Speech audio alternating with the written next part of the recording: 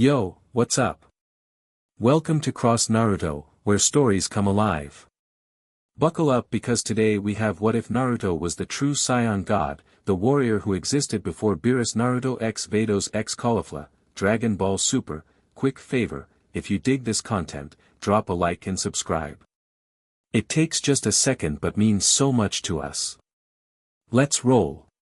Chapter 1, Emergence. Blinding light tore through the void. Naruto plummeted through spacetime, his body wrapped in golden energy as consciousness returned in painful bursts. His eyes snapped open to see a massive floating arena rushing toward him. What the hell? He gasped, instinctively channeling chakra to his feet. The tournament of power erupted in chaos as fighters scattered from the incoming impact. Naruto crashed through the arena floor, sending debris flying in all directions. When the dust settled, he stood in a small crater, unharmed but utterly confused. Goku stopped mid-punch against Jiren, both warriors turning toward the newcomer. "Who's that?" Goku asked, scratching his head. "I don't remember anyone saying we'd get new fighters." From her observation platform, Vados gripped her staff tighter. Her normally placid expression faltered for just a moment. "Impossible," she whispered. Her brother glanced at her curiously. "Something the matter, sister?" Vados composed herself instantly. "Not at all. Just surprised by this unexpected development." Down in the arena, Naruto took in his surroundings. Fighters with power levels he'd never sensed before stood frozen, staring at him. He wore tattered orange pants and a black sleeveless top that exposed his muscular arms. Strange markings, not quite his old whisker marks, traced across his face. "Yo!" Naruto called out, stretching his arms above his head. "Someone want to tell me where I am?" "Last thing I remember was," he paused, frowning. "Actually, I don't remember what happened last." Beerus leaned forward from the stands, his ears twitching with irritation. "Who dares interrupt the tournament of power? Identify yourself immediately." Before Naruto could answer, a burst of energy rocketed toward him. Caulifla launched herself from Universe's Success Group, her face twisted in a wild grin. "I don't care who you are. You look strong," she shouted, transforming into Super Saiyan as she closed in. Naruto moved on instinct. He sidestepped her punch with casual ease, catching her wrist and redirecting her momentum. Caulifla went flying but twisted in midair, landing in a crouch. "What the?" she gasped. "How did you move that fast?" Naruto shrugged, a familiar fox-like grin spreading across his face. "Dunno. Just did." He cocked his head, studying her golden aura. "That's some cool energy you've got. Kinda feels familiar somehow." Caulifla's eyes widened. "You can sense my Saiyan energy?" She rushed forward again, this time unleashing a barrage of punches and kicks. Naruto dodged each attack effortlessly, moving like water. The entire arena watched in stunned silence as the newcomer evaded one of Universe's Success' strongest fighters without breaking a sweat. "Stop dancing and fight me," Caulifla demanded. "If you insist," Naruto replied, his voice suddenly serious. He countered with a palm strike that sent Caulifla skidding backward. She gasped, feeling the controlled power behind the blow. It wasn't meant to hurt, just demonstrate strength. "That's not normal," Kale whispered from the sidelines, watching her friend and mentor struggle. The Grand Minister floated down from Zeno's platform, his perpetual smile unchanged but his eyes sharp with interest. "This participant was not registered for the Tournament of Power," he announced. According to the rules, a blinding flash interrupted him as Naruto's body suddenly pulsed with golden light. Everyone shielded their eyes except Vados, who stared directly at him, her knuckles white around her staff. Naruto clutched his head as images flooded his mind, vast cosmic battles, planets forming and breaking apart under his command, a massive fox-like creature made of stars and fire. He saw himself standing before beings of light, arguing passionately about balance and destruction. What is this?" he groaned, dropping to one knee. Beerus jumped down into the arena, landing beside the Grand Minister. This energy, it's divine, but different from a god of destruction. His eyes narrowed. And yet somehow familiar. Whis joined them, his normally cheerful demeanor replaced with rare seriousness. Indeed. Most curious. Naruto stood up, golden energy swirling around him. His blue eyes had shifted to a deep purple with concentric rings, not quite the Rinnegan, but something else entirely. I know this place, he said slowly, looking around. Not this tournament, but this, reality. I've been here before. He turned toward Beerus. And I know you, though you were much younger then. Beerus bristled. Nonsense. I've existed for millions of years. No mortal could, I never said I was mortal, Naruto interrupted. The casual confidence in his voice silenced the god of destruction. From her platform, Vados finally spoke. Lord Zeno, if I may suggest, perhaps this individual's arrival is not coincidental. The energies unleashed in the tournament of power may have awakened something long dormant. All eyes turned to the childlike Omni King sitting high above the arena. To everyone's shock, both Zeniths were standing, their usually playful expressions replaced with something like wonder. It's the Golden Fox, they said in unison. The Grand Minister's composed facade cracked slightly. My lords. You recognize this person? Golden Fox. Golden Fox, the Zeniths chanted, pointing excitedly at Naruto. Naruto looked up at them, a fragment of memory clicking into place. The little ones, you were just babies when I last saw you. Gasps echoed throughout the arena. No one spoke to the Omni Kings that way. Beerus stepped back, his destruction energy instinctively flaring. Who exactly are you claiming to be? Naruto turned to him with a smirk. Still quick to anger, kitten. Some things never change. Kitten. Beerus roared, his purple aura exploding outward. I'll destroy you for such insolence. He launched himself at Naruto, who didn't move. Just before Beerus's fist connected, Naruto caught it with one hand. The impact created a shockwave that cracked the tournament floor for hundreds of feet in all directions. You've gotten stronger, Naruto observed casually, still holding Beerus's fist. But you've forgotten your history lessons. With a casual flick, he sent Beerus tumbling across the arena. The god of destruction recovered quickly, his eyes wide with shock. Impossible. No one but the angels and Omni King should be able to. Things existed before your time, Beerus, Naruto said, walking calmly toward him. I existed before your time. More memories cascaded through Naruto's mind. He saw himself creating the first Saiyans, watched as they evolved on different worlds across the universes. He remembered battles alongside massive fox-like beings of pure chakra energy, the original Bijou, not limited to 9 but countless across dimensions. Goku couldn't contain himself any longer. He jumped down next to Naruto, eyes wide with excitement. Wow, you're super strong. Wanna fight me instead? Kakarot, you idiot. Vegeta shouted. Can't you sense what's happening here? Naruto looked at Goku with amusement. A Saiyan with pure intentions. Interesting. You remind me of what they were meant to be. Meant to be? Vegeta demanded, joining them. What do you know about Saiyans? Naruto's eyes glowed briefly. I created them. The arena fell silent again. Even Jiren, who had been watching dispassionately, now focused his full attention on the newcomer.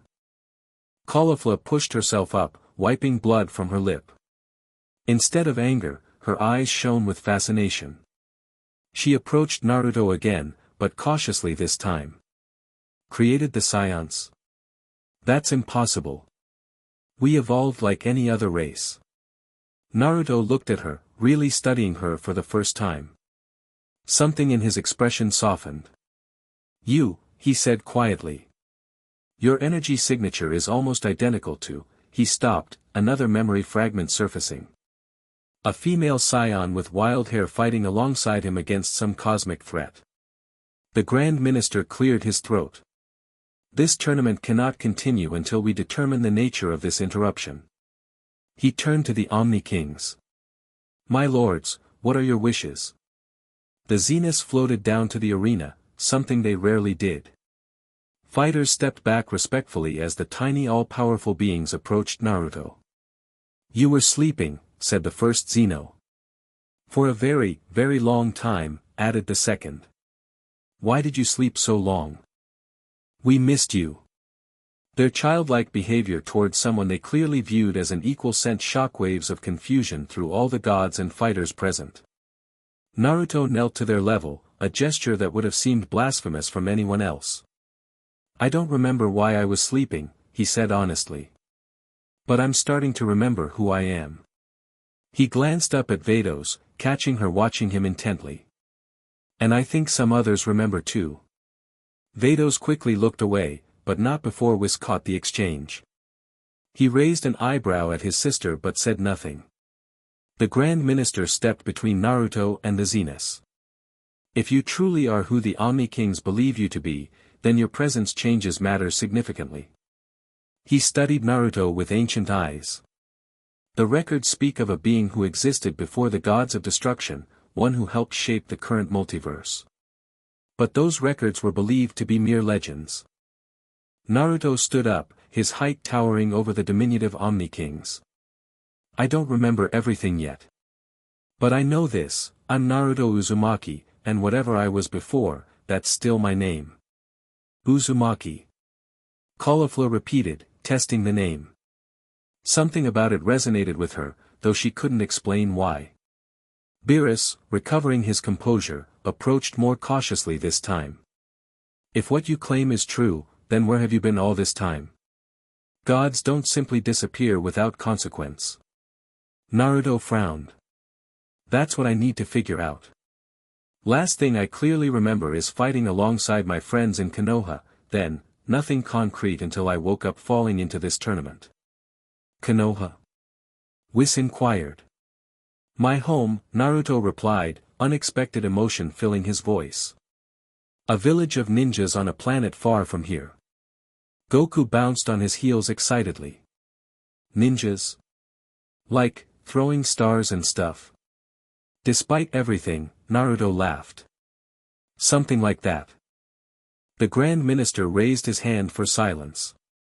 The Tournament of Power was established to determine the fate of multiple universes. Now, with this development, he turned to the Omni Kings. My lords, what is your decision?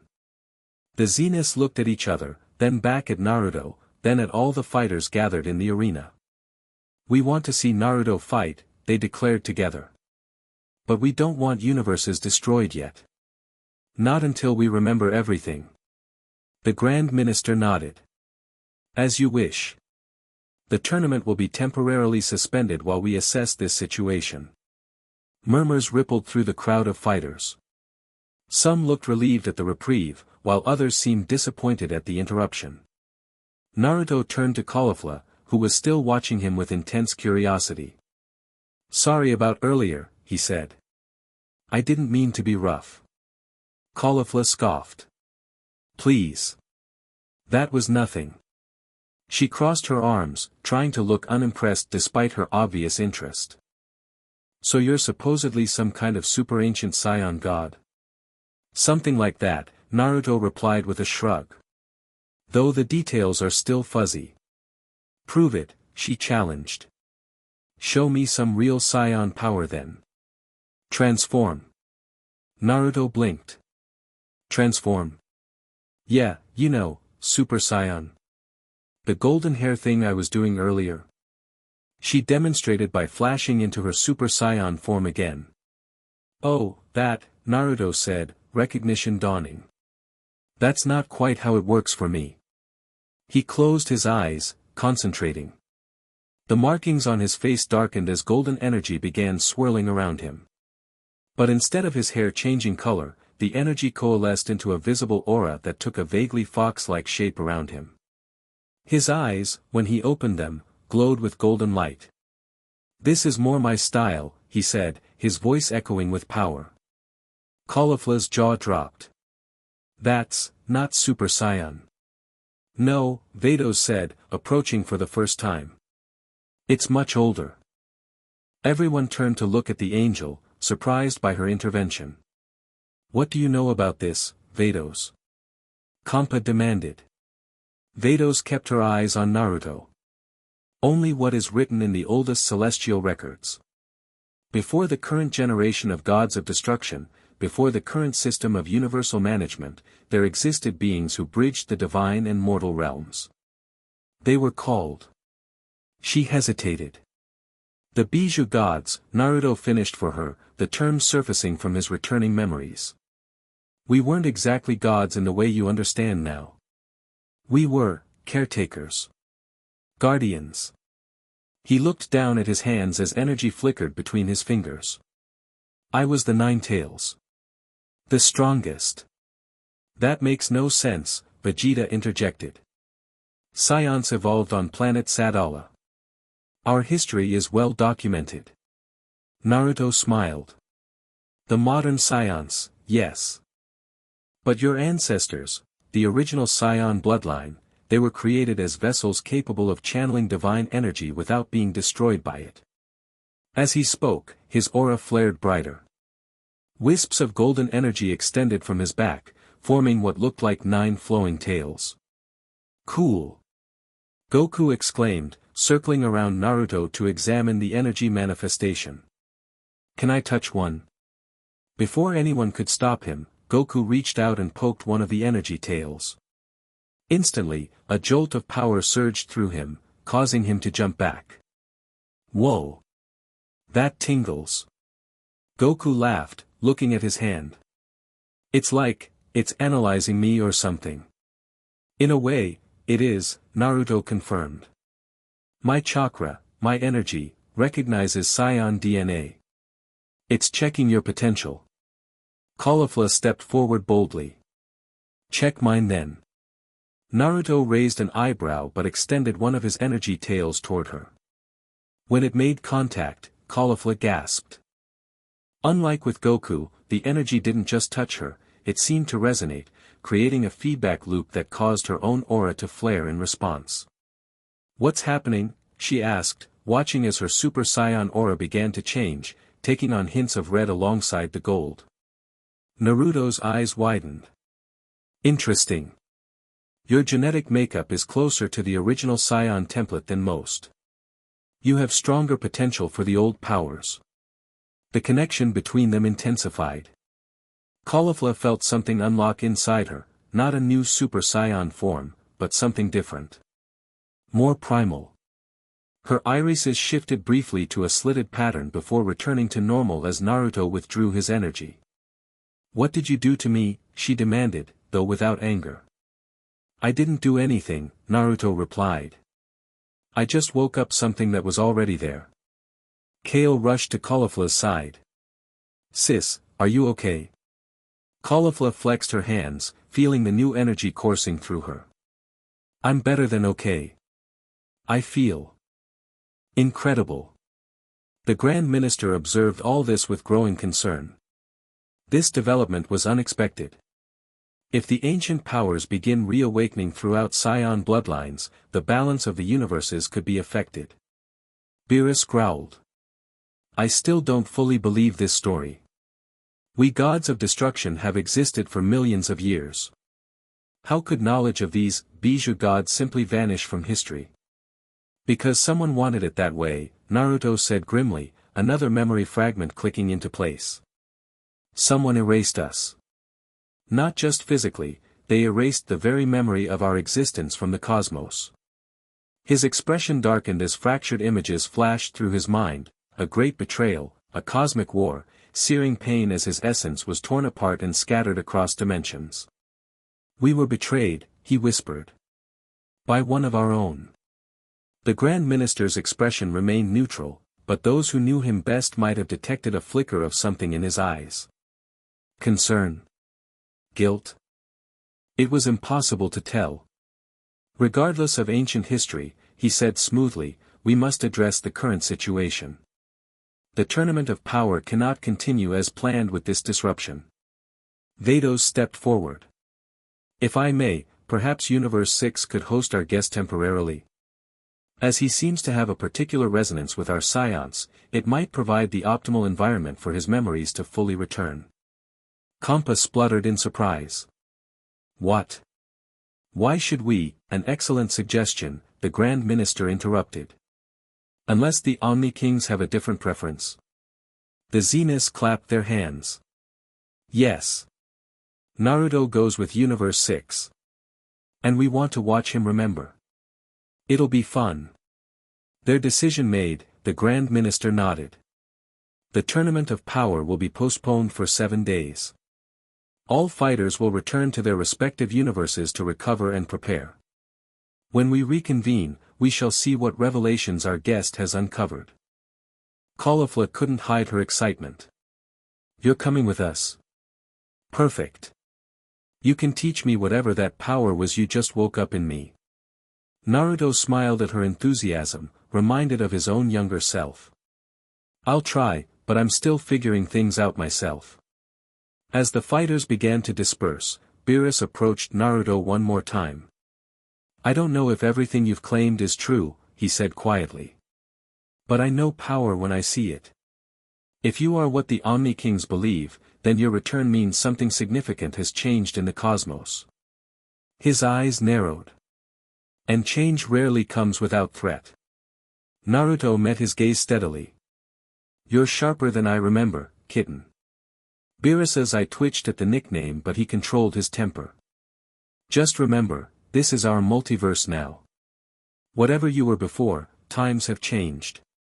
Clearly, Naruto replied, looking around at the gathered gods and fighters.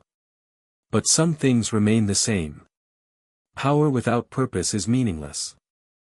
That's something I never forgot, even when I forgot myself.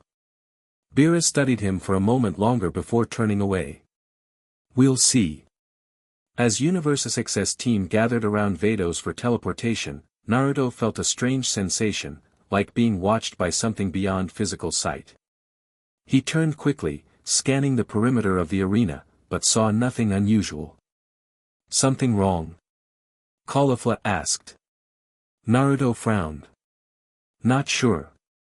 Just a feeling. High above the arena, cloaked in a dimensional fold that rendered him invisible even to the gods, a figure observed the proceedings with intense interest. His eyes glowed with an eerie purple light as he watched Naruto leave with Universe 6. So, the Nine-Tails awakens at last, he murmured. Sooner than expected, but not unwelcome. The board is set. His lips curved into a cold smile. And this time, old friend, there will be no sealed slumber to save you. The figure vanished just as Vados' staff glowed, teleporting Universe 6's fighters and their mysterious guest away from the arena. Vados materialized with her charges on Caulifla's planet, a world of floating islands and perpetual twilight. Naruto took in his surroundings with curiosity, noting the gravity was significantly heavier than the tournament arena. Welcome to Universe 6, Vados said formally, though her eyes lingered on Naruto with unasked questions. Caulifla waddled forward, eyeing Naruto suspiciously. I still don't understand why we're hosting this, whatever he is. What if he's dangerous? Naruto laughed. If I wanted to be dangerous, don't you think I would have started already? He's got a point, Caulifla chimed in, earning a glare from Caulifla.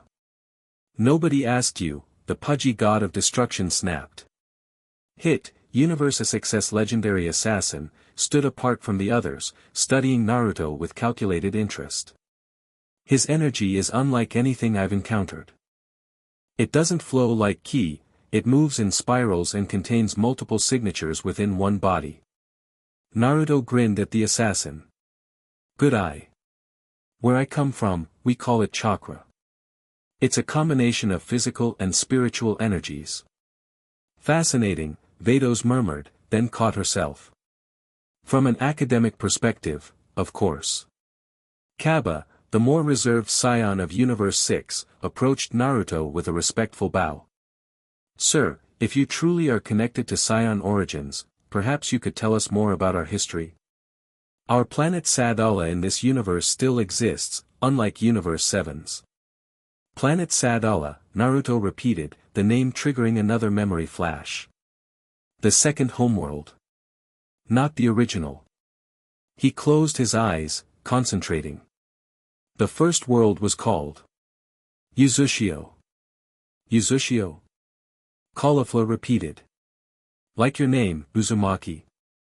Naruto nodded. It can't be coincidence.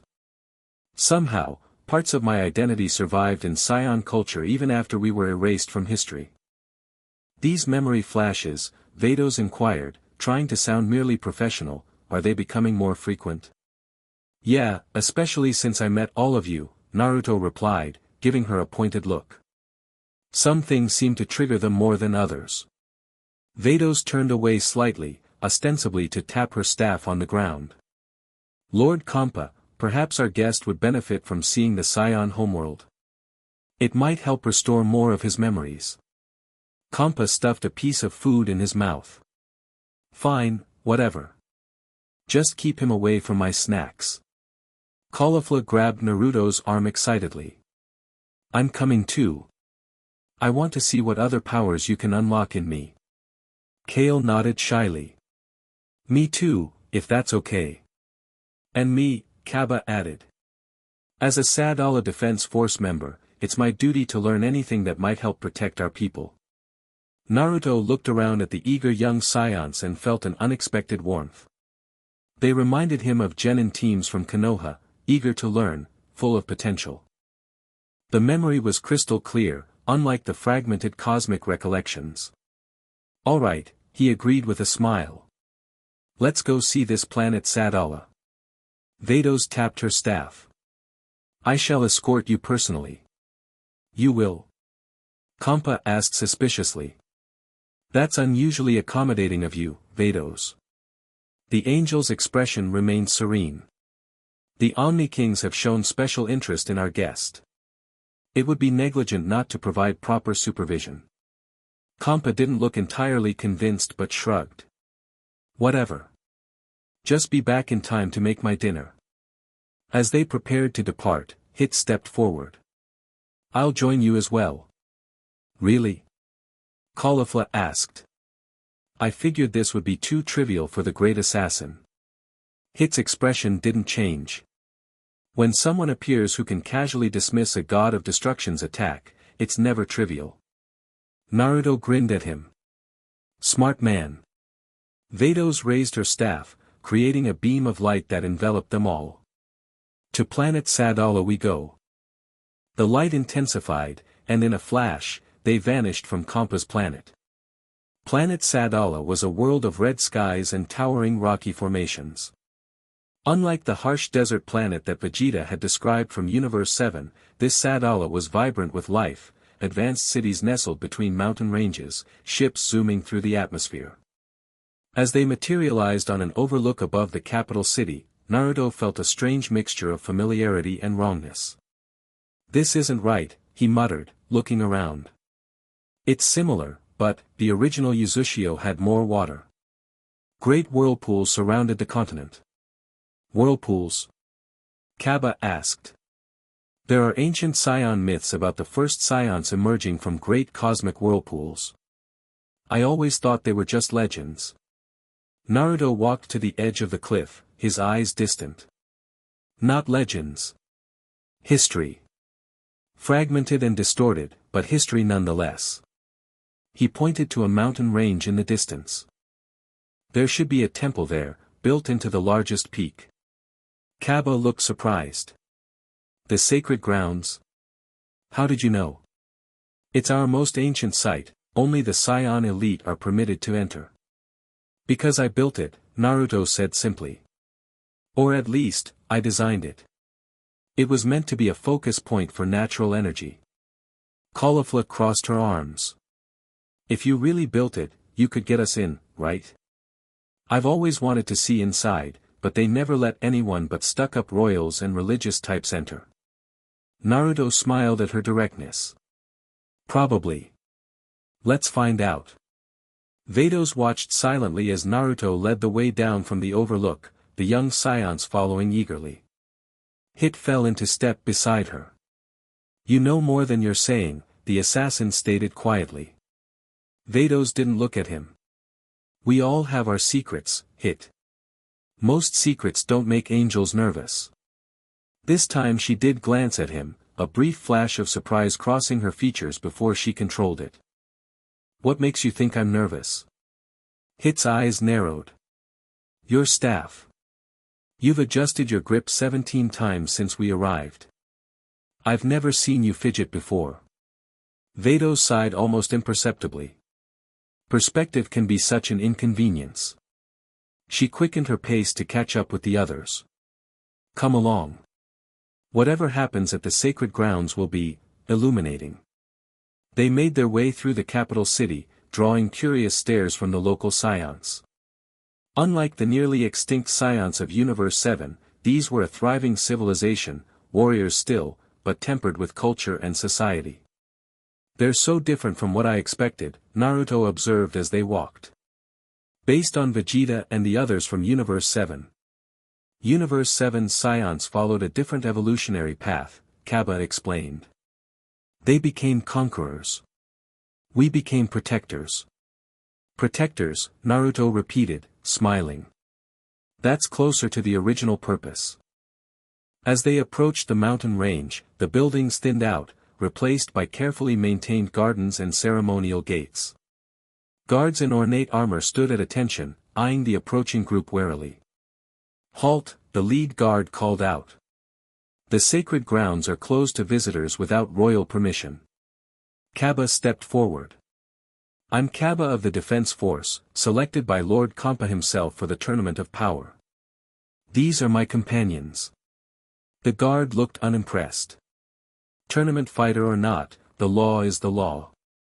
None may enter without." Naruto stepped past Kaba, walking directly up to the massive stone gate behind the guards. He placed his palm against the ancient symbols carved into its surface.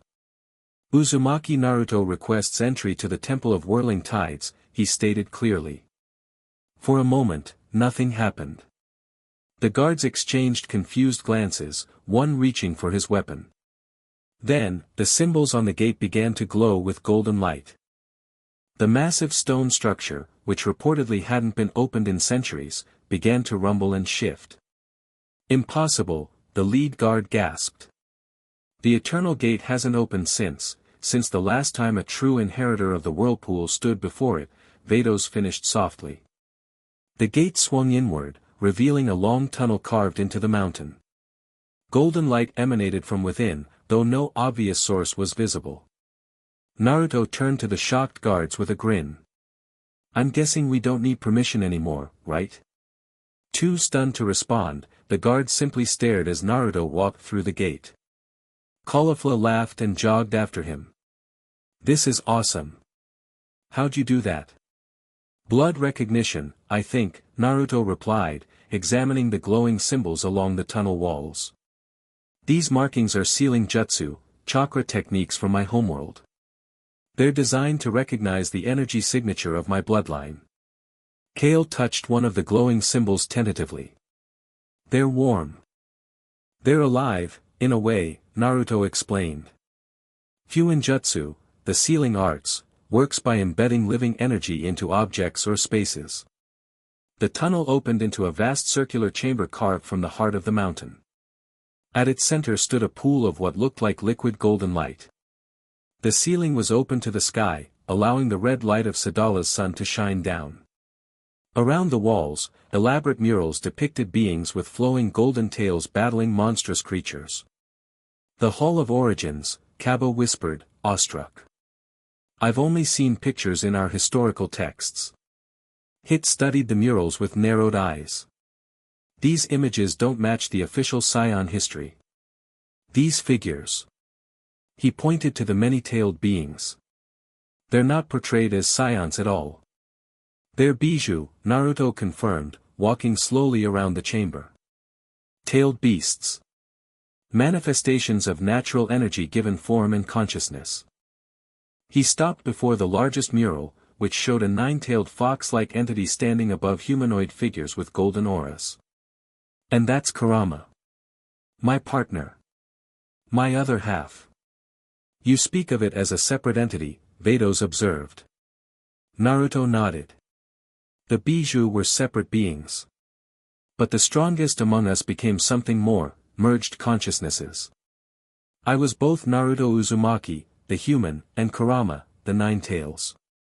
Together, we were something greater than either could be alone.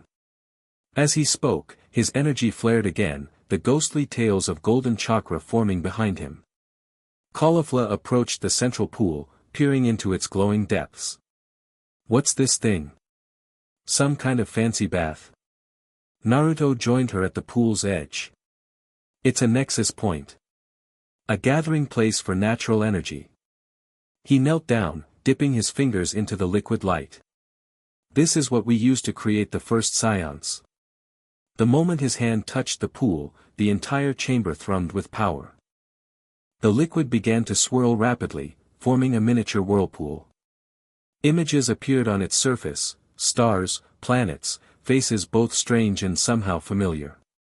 Naruto's eyes widened as memories flooded back faster than before. He saw himself standing in this very chamber thousands of years ago, surrounded by other beings like himself. He saw the creation of the first Saiyans, humans modified with Bijou chakra to create warriors who could protect the natural balance of the universe. He saw battles against dark forces that threatened to consume all creation. And he saw betrayal. With a gasp, Naruto pulled his hand from the pool, the images vanishing instantly. What did you see? Vados asked, unable to hide the tension in her voice. Naruto looked up at her, his expression grim. I saw who betrayed us. Who trapped me and scattered my consciousness across dimensions. His eyes hardened. It was one of the high angels. Someone who feared our independence from the divine hierarchy. Vados gripped her staff tighter. And do you remember which angel it was? Before Naruto could answer, the chamber began to shake. The pool's golden liquid surged upward, forming a swirling vortex that reached toward the open ceiling. What's happening? Kale cried, backing away. Someone's interfering with the nexus, Naruto growled, jumping to his feet. Someone who doesn't want my memories to fully return. From the vortex emerged a figure, humanoid but twisted, with pale skin and horn-like protrusions. His eyes glowed with malevolent purple light, and a cruel smile stretched across his face. Hello, Nine Tails, the figure said smoothly. Or do you prefer Naruto now? Such a limited, mortal name for one who was once so magnificent. Naruto stared at the newcomer, fragments of memory clicking into place. Momoshiki. You were one of us. I was never one of you, Momoshiki spat. You Bijou gods with your precious balance and protection of lesser beings. He floated above the pool, surveying the chamber with disdain. I was always meant for greater things. True godhood. Not playing nursemaid to insects. Hit moved with blinding speed, attempting to trap Momoshiki in his time-skip technique. The pale figure merely laughed, waving a hand that sent Hit crashing into the wall. A time manipulator. How quaint. Momoshiki turned his attention back to Naruto. Your new friends are entertaining, at least. Vados stepped forward, her staff glowing. You are trespassing in Universe 6, Momoshiki. This is beyond your jurisdiction. Jurisdiction? Momoshiki laughed. The angels speak of jurisdiction to me. His eyes narrowed at Vados. Or perhaps you've forgotten where you stand in the true order of things, little attendant. Naruto moved between Momoshiki and the others. Whatever grudge you have is with me, not them. Oh, but it is with them, Momoshiki replied silkily. With all lesser life. The divine hierarchy was established for a reason, gods above, mortals below. Your Bijou gods tried to bridge that gap, to elevate the unworthy. His expression darkened. It was chaos. It was heresy. Caulifla, never one to stand back from a fight, transformed into her Super Saiyan state. I don't know what your problem is, creep, but nobody crashes our tour and gets away with it. She launched herself at Momoshiki, fists blazing with energy. The pale god didn't even look at her as he caught her punch effortlessly and flung her aside like a doll. Caulifla. Kale screamed, her own transformation triggering, not the controlled Super Saiyan form, but her berserker state. Her body bulged with muscles as her power exploded outward. Naruto's eyes widened in recognition. That form, it's similar to Kurama's rage state. Kale roared and charged Momoshiki. This time, the pale god had to actually defend himself, blocking her wild swings with increasing effort. Interesting, he observed. This one has more of the original template in her genes. He dodged another punch, then struck Kale with an open palm, sending her crashing next to the fallen Caulifla. Still insufficient, of course. Naruto felt something snap inside him, a protective instinct that transcended his fragmented memories. These young Saiyans were under his protection, descendants of the beings he had helped create. Seeing them harmed ignited something primal within him. Enough, he shouted, his voice carrying a multitonal quality that shook the chamber. Golden chakra exploded from his body, no longer forming just tails but a complete energy avatar around him, a massive fox-like being with 9 swirling tails.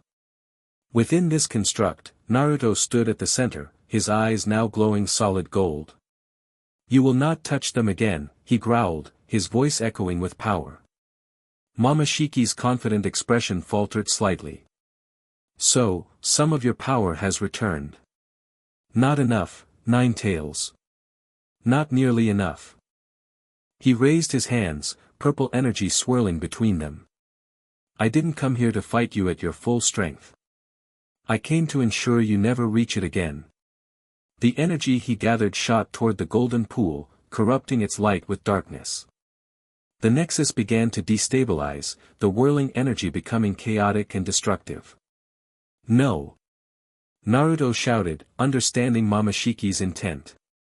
The nexus was his connection to his full memories and powers. If it was destroyed. He lunged forward in his chakra avatar form, one massive energy paw swiping at Momoshiki.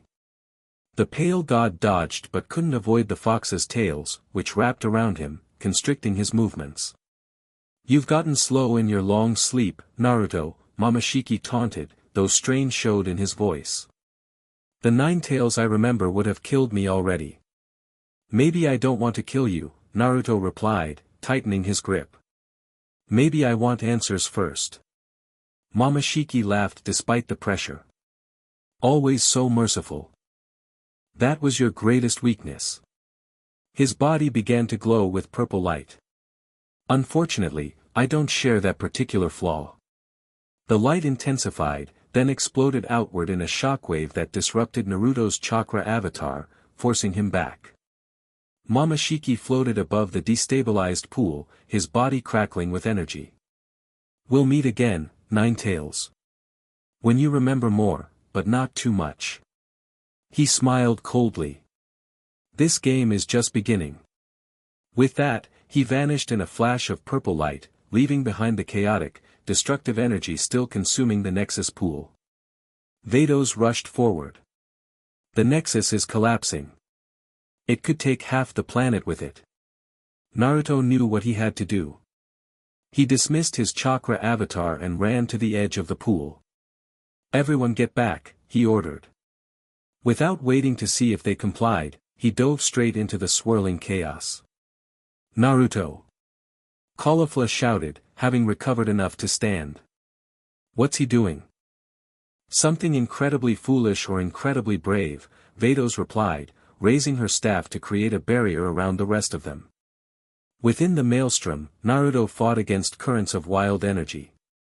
This wasn't just a pool of power, it was a concentration of history, memory, and life force. As it destabilized, it threatened to release all that energy in a cataclysmic explosion. Naruto closed his eyes, reaching deep within himself to the part that was Kurama, the 9 tails. He found that familiar presence, weakened but still there. "One more time, partner," he whispered. "Let's save everyone, like we always did." He felt Kurama's consciousness stir within him, that ancient, grumpy, loyal presence that had been with him through countless battles. Kit, the fox's voice rumbled in his mind, using the old nickname from their shared past. You never change, do you? Would you want me to? Naruto asked with a mental grin. Humph. Let's get this over with. Power flooded through Naruto's body as he and Kurama synchronized for the first time in millennia. His hands formed familiar signs, not the hand signs of modern ki manipulation, but the ancient ninja arts of chakra control. Fuinjutsu, divine sealing art. Naruto called out, his voice barely audible over the roar of the collapsing nexus. Golden chains of pure chakra emerged from his body, reminiscent of those his mother Kushina once used. They spread throughout the chaotic energy, binding it, containing it, redirecting it back into its proper flow. Naruto's body absorbed the excess, acting as a living filter for the corrupted power. Outside the pool, the others watched in awe as the wild energy gradually calmed, the golden light returning to its normal steady glow. The rumbling stopped, and the chamber stabilized. Then, silence. Did he do it? Kale asked hesitantly. A hand shot up from the center of the pool, followed by Naruto's head and shoulders as he gasped for air. His body glowed faintly from the energy he'd absorbed, his hair now streaked with red highlights among the blonde. Caulifla didn't hesitate. She ran to the edge of the pool and grabbed his hand, helping to pull him out. That was the craziest thing I've ever seen, she exclaimed, half scolding, half impressed. You could have been killed. Naruto coughed, shaking excess energy from his limbs. Wouldn't be the first time I nearly died saving the day. He grinned weakly. Though usually I have more backup. Hit, who had recovered from being thrown across the room, approached with a rare expression of respect. You contained an explosion that could have destroyed half a planet. That's not something even I could have managed. The question, Vados interjected, is what did you gain from such a reckless act? Did the direct contact with the Nexus restore more of your memories? Naruto stood up straight, his expression both troubled and resolute.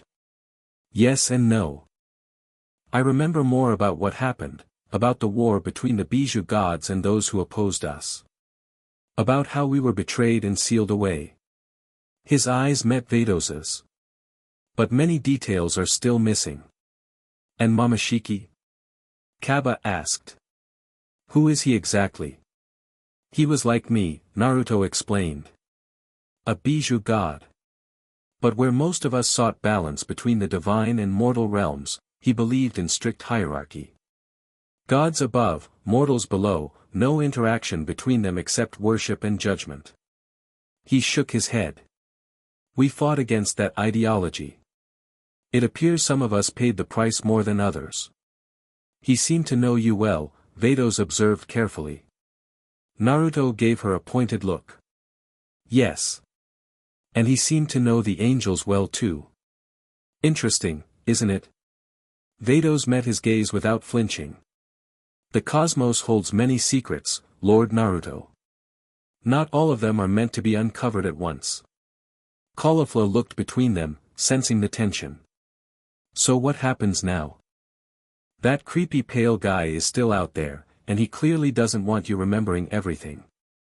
Naruto turned away from Vados to address the young Saiyans. Now, I keep my promise to you. You wanted to learn about your heritage and unlock your potential. That's what we'll do. Even with Momoshiki threatening you? Kaba asked. Naruto grinned, some of his old confidence returning. Especially with Momoshiki threatening me.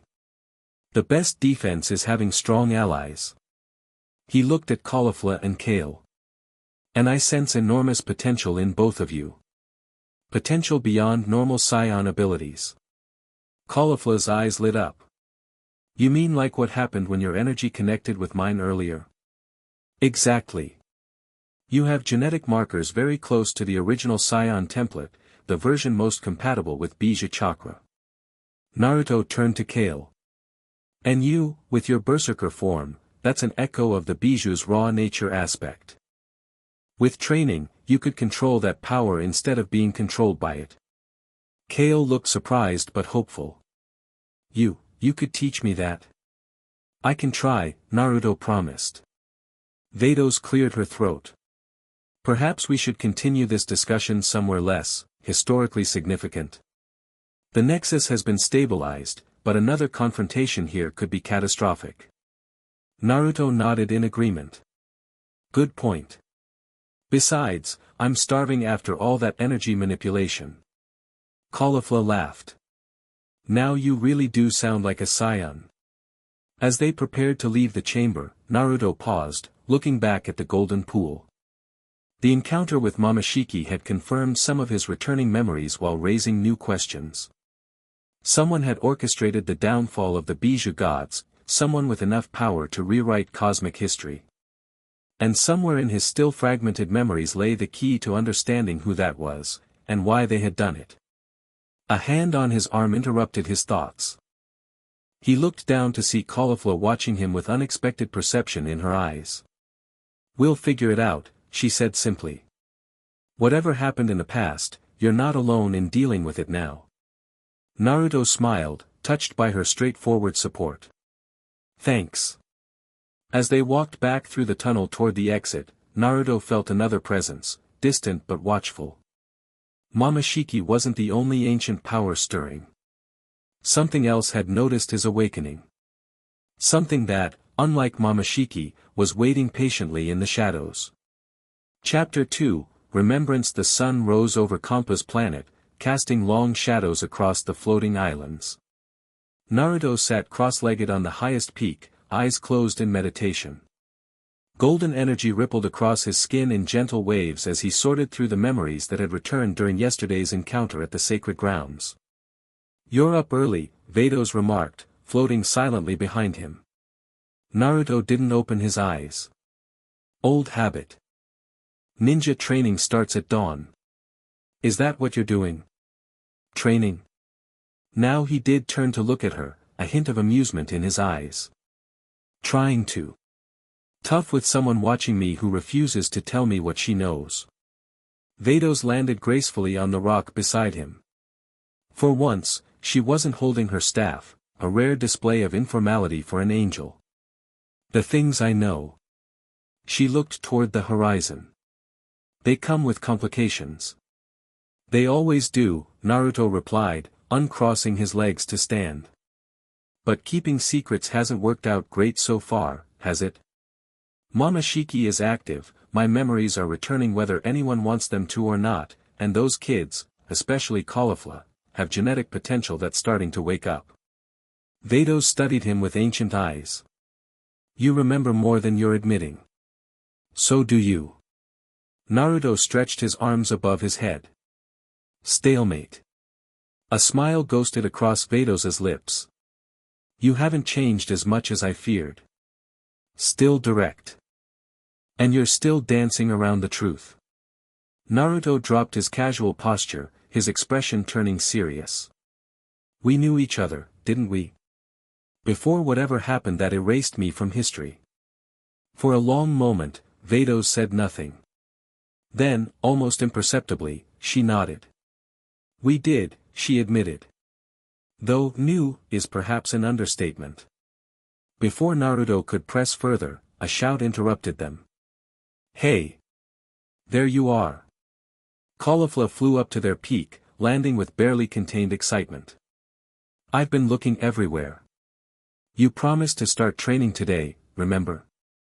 Naruto glanced at Vados, who had already shifted back to her more formal demeanor, staff materializing in her hand. We'll continue this discussion later, she said smoothly, floating upward. Lord Campa requires his breakfast. As she glided away, Naruto watched her with frustration and curiosity. Another piece of his past, just out of reach. Birth to Naruto. Caulifla waved her hand in front of his face. Are we training or what? I didn't wake up at this ungodly hour for nothing. Naruto couldn't help but smile at her impatience. Alright. Let's see what you've got.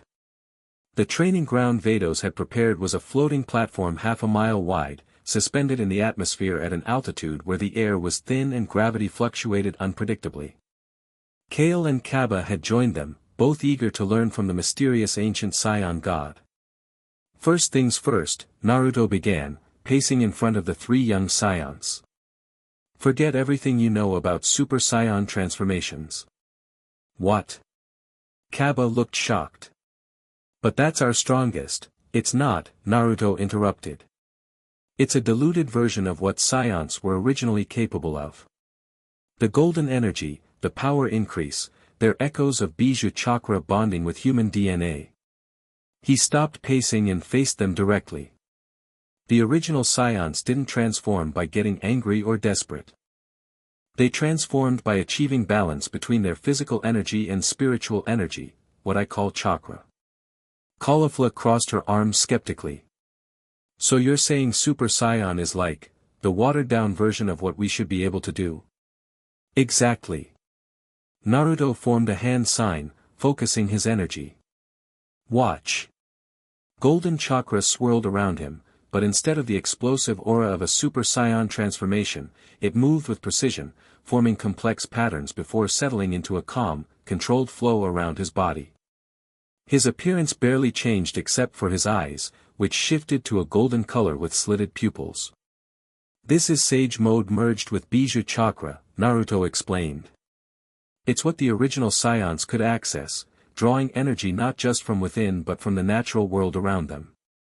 He released the transformation, returning to normal. The key difference is control. Super Saiyan burns through energy like a wildfire. This technique channels it efficiently. So how do we learn it? Kaba asked. The first step is understanding your own energy network. Naruto moved behind Caulifla, placing 2 fingers at the base of her spine. You have chakra points, what my people called tenketsu, throughout your body. In modern science, they've atrophied from disuse, but they're still there. He traced his fingers up Caulifla's back, causing her to shiver involuntarily. Your energy flows like rivers through these channels. Super Saiyan forces the floodgates open all at once. What we want is to open them deliberately, one by one. Caulifla glanced over her shoulder at him. And how exactly do we do that? Naruto grinned. The hard way. Meditation. Her face fell. Seriously? That's it? Sitting around doing nothing? Trust me, Naruto chuckled, it's harder than it sounds. For the next several hours, Naruto guided the 3 Saiyans through basic chakra awareness exercises. Kaba took to the meditation naturally, his disciplined mind easily focusing on the subtle energy flows. Kale struggled but persisted with quiet determination. Caulifla, predictably, found sitting still nearly impossible. This is pointless, she finally exploded, jumping to her feet after barely 20 minutes. I can't feel anything except my butt going numb. Naruto approached her calmly. Your energy is too chaotic because you're too impatient. Here, let me show you a shortcut. He formed a hand sign, then placed his palm against her forehead. This might feel weird. Caulifla's eyes widened as Naruto's chakra flowed into her system, illuminating her own dormant energy network. For the first time, she could feel the distinct pathways through her body, dozens of interconnected channels that had always been there, just beyond her awareness. Whoa, she breathed. That's, inside me. All of you, Naruto confirmed, repeating the process with Kale and Kaba. Now you know what you're looking for. The meditation is to help you access it on your own. With this new awareness, the training progressed more quickly. By midday, all 3 Saiyans could consciously direct small amounts of chakra through their primary pathways, a crude but effective first step. This feels totally different from using ki, Kaba observed, watching small wisps of energy curl around his fingertips. More precise. That's because it is, Naruto replied. Ki is raw life force. Chakra is life force refined and directed by consciousness. He turned to Kale, who was struggling to maintain her focus. Kale, your energy signature is particularly interesting. The way your berserker form works, it's almost identical to how Bijou used to manifest through human hosts. She looked up nervously. Is that good? It could be amazing, Naruto said earnestly. Your out-of-control form isn't a flaw, it's a connection to something ancient. With the right training, you could channel that power consciously instead of being overwhelmed by it. Hope flickered in Kale's eyes. Really? Absolutely. Naruto created a shadow clone that stepped forward to work with her individually. This clone will help you focus specifically on taming that energy. Caulifla stared at the shadow clone in amazement. You can make solid copies of yourself? Why didn't you show us that trick first?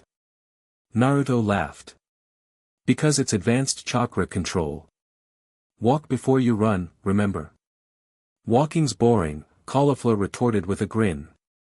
When do we get to the good stuff? Patience, Naruto began, then stopped himself with a laugh. Actually, who am I kidding? I was just like you when I was younger. Always wanting to skip to the advanced techniques. He created another shadow clone. This one will continue basic training with Kaba. You and I are going to try something more ambitious. Caulifla's eyes lit up.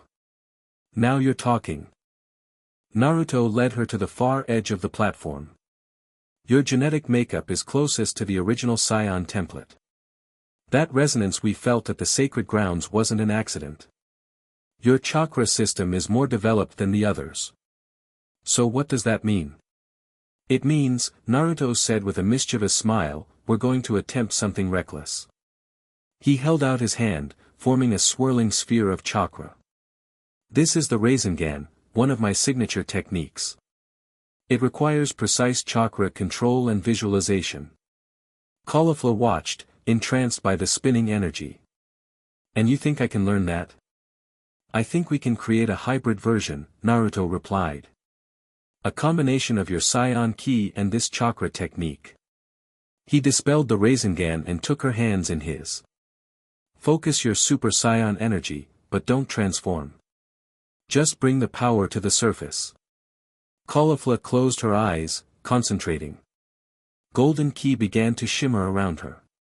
Good, Naruto encouraged. Now I'm going to add my chakra to guide it. Ready? She nodded, and Naruto channeled his golden chakra into her energy system. Their auras merged, creating swirling patterns where they touched. Now visualize a sphere, Naruto instructed. Spinning, condensing, focusing. Between their hands, energy began to coalesce. Unlike Naruto's pure Rasengan, this sphere contained both the tight spiral pattern of chakra and the wild, flame-like quality of Saiyan ki. It glowed with a golden red light, pulsing like a heartbeat. Holy crap, we're doing it! Caulifla exclaimed, her concentration nearly breaking from excitement. Steady, Naruto cautioned. Keep the visualization. Feel how the energies want to separate. We need to make them work together. Sweat beaded on Caulifla's forehead as she fought to maintain the delicate balance. The sphere between their hands fluctuated, growing unstable. I can't hold it. Yes, you can, Naruto insisted. You've got this. Remember, balance. Caulifla gritted her teeth, focusing harder than she ever had before.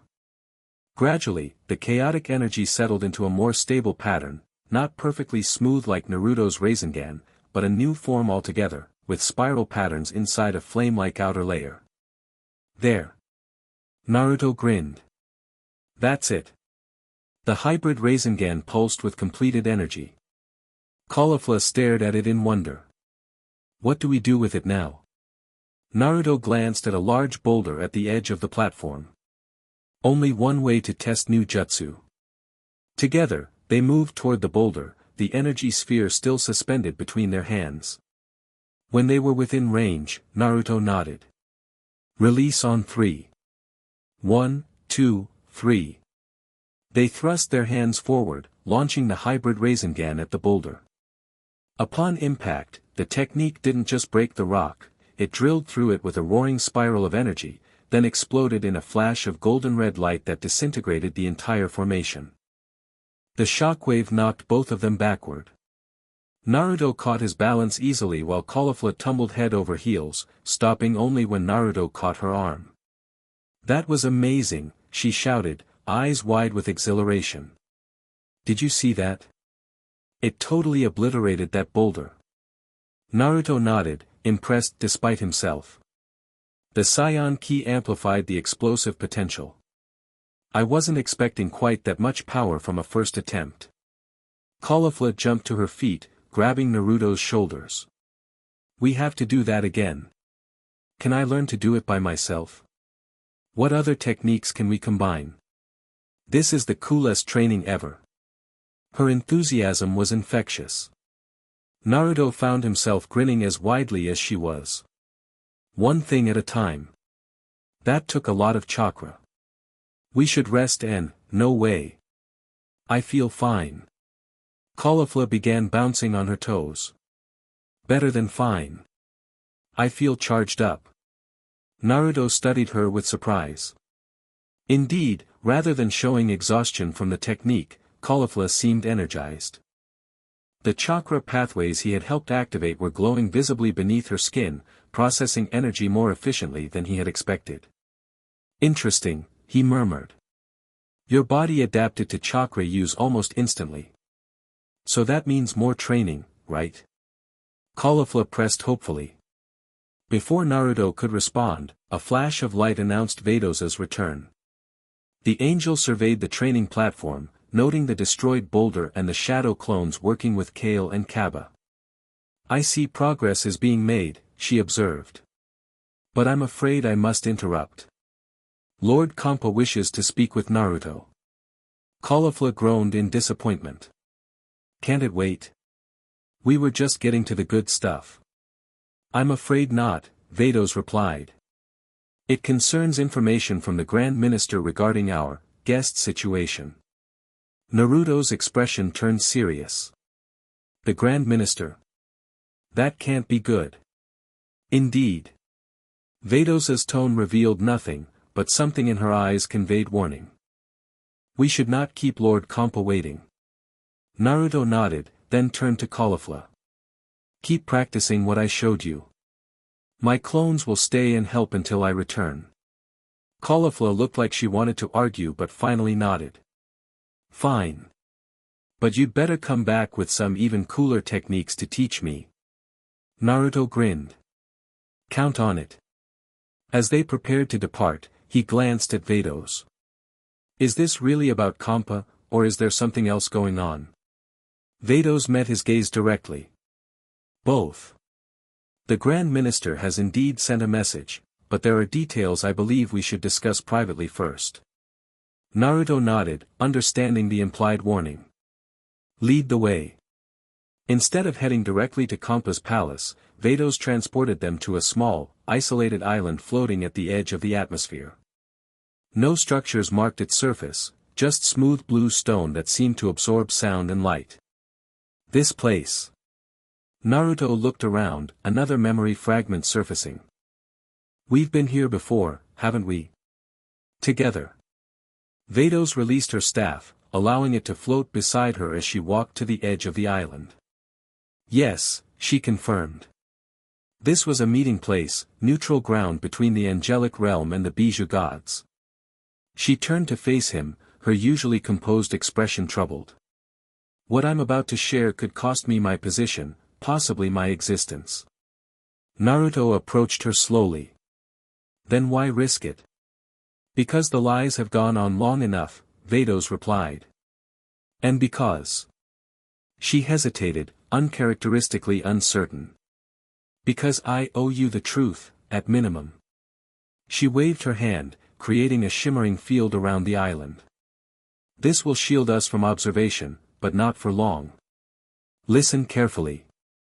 Vados took a deep breath, then began. "The official angelic records state that the Bijou gods were a failed experiment in cosmic evolution, beings who grew too powerful too quickly and threatened the divine order. They claim you were sealed away by unanimous decision of the Grand Minister and Zeno. But that's not what happened, Naruto guessed. No. Vados's expression hardened. There was a schism among the highest powers. The Bijou gods represented a different path for universal development, one where mortal beings could evolve toward divinity through their own efforts, guided but not ruled by higher powers. She began pacing, her composure slipping as ancient emotions resurfaced. This philosophy directly challenged the existing hierarchy, where gods ruled through power and fear, and mortals were viewed as lesser beings to be managed or destroyed at whim. Let me guess, Naruto said grimly. Momoshiki was on the traditional side. Along with several others, including some from the angelic ranks, Vados confirmed. They saw your vision of cosmos where mortals could reach divine status as heresy. Worse, they feared it. Naruto closed his eyes, concentrating on the fragments of memory that resonated with her words. There was a war. A cosmic war that spanned dimensions, Vados agreed. One that threatened to unravel reality itself. In the end, a compromise was proposed: the Bijou gods would be sealed away, but not destroyed. Their essence would be scattered across dimensions, and the memories of their existence erased from cosmic record. Some compromise, Naruto scoffed. Sounds more like we lost. Vados looked at him directly. You didn't lose, Naruto. You sacrificed yourself. The weight of her words hit him like a physical blow. What? When it became clear the conflict would destroy everything, you offered yourself as the primary vessel for the sealing, Vados explained. You absorbed the essence of the other Bijou gods, concentrating the sealing target into a single entity. It allowed the others to survive in fragmented forms across dimensions while you took the brunt of the cosmic binding. New memories flooded Naruto's mind, his fellow Bijou gods transferring their power to him in a desperate ritual, his body becoming a vessel for their combined essence, the agony as cosmic seals tore him from reality itself. I remember, he whispered. They didn't want me to do it. Kurama fought against the plan until the end. But it was the only way to preserve something of what we were. Your self-sacrifice is what made me question everything, Vados admitted quietly. Angels are trained to view attachment as weakness, to serve cosmic order above all else. But what you did? She shook her head. It demonstrated a strength beyond anything our hierarchy understood. Naruto studied her, seeing past the composed angelic exterior to the conflict beneath. We were close, weren't we? Before it all fell apart. Vados's gaze dropped briefly, the closest thing to confirmation she could offer. That's irrelevant now. What matters is that Momoshiki's appearance means the seal is weakening. The cosmic balance has shifted enough to allow cracks in the binding that held you and the other Bijou gods. And the Grand Minister knows this, Naruto guessed. Yes. His message to Kampa is almost certainly a pretext to assess your awakening and determine how much of your memory has returned. Vados reclaimed her staff, composure settling back over her like a mask. You must be cautious. Show too much knowledge, and they may attempt to reinforce the seal. Show too little, and they may deem you an incomplete revival to be eliminated. Naruto processed this information, connecting it with his fragmented memories and recent experiences. The young Saiyans, Caulifla especially, they're important somehow, aren't they? The way their energy resonates with mine isn't coincidence. The original Saiyans were created as potential vessels for Bijou energy, Vados confirmed. Over eons, that potential was diluted through evolution and mixing with other species. But occasionally, genetic throwbacks occur, individuals whose DNA closely matches the original template. Caulifla, Naruto said softly. And to a lesser extent, Kale, Vados agreed. Their genetic profiles are remarkably close to the original Saiyan design. In Caulifla's case, close enough to potentially channel significant amounts of Bijou chakra. Which is why teaching her comes so naturally, Naruto realized. Her body already knows how to process the energy on some fundamental level. Vados nodded.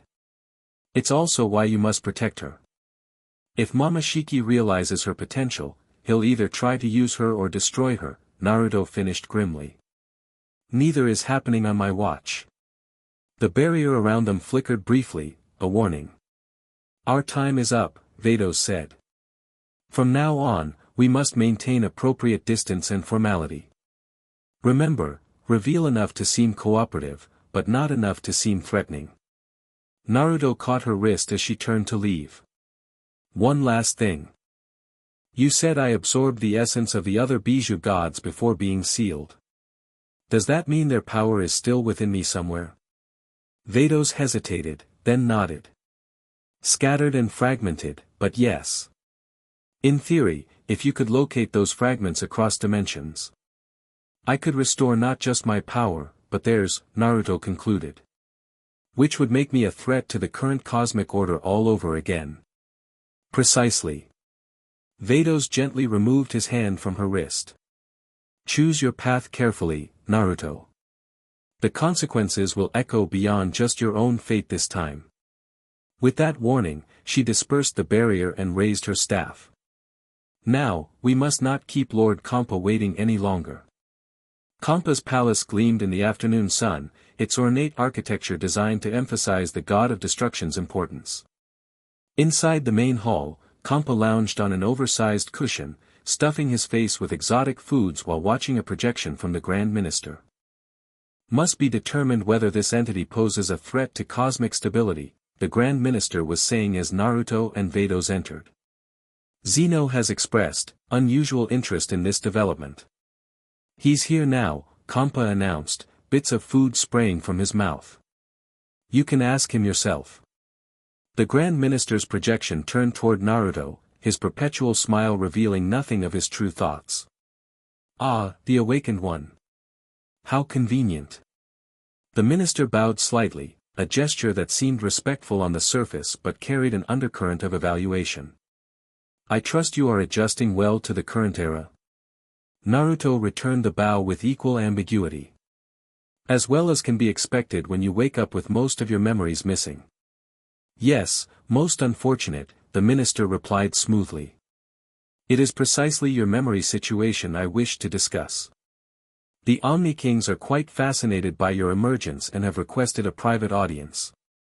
Naruto kept his expression neutral, though inwardly he tensed. An audience with Zeno could be either extremely beneficial or catastrophically dangerous. I'd be honored, he said carefully. Though I'm not sure how much entertainment I can provide when I'm still piecing together who I am.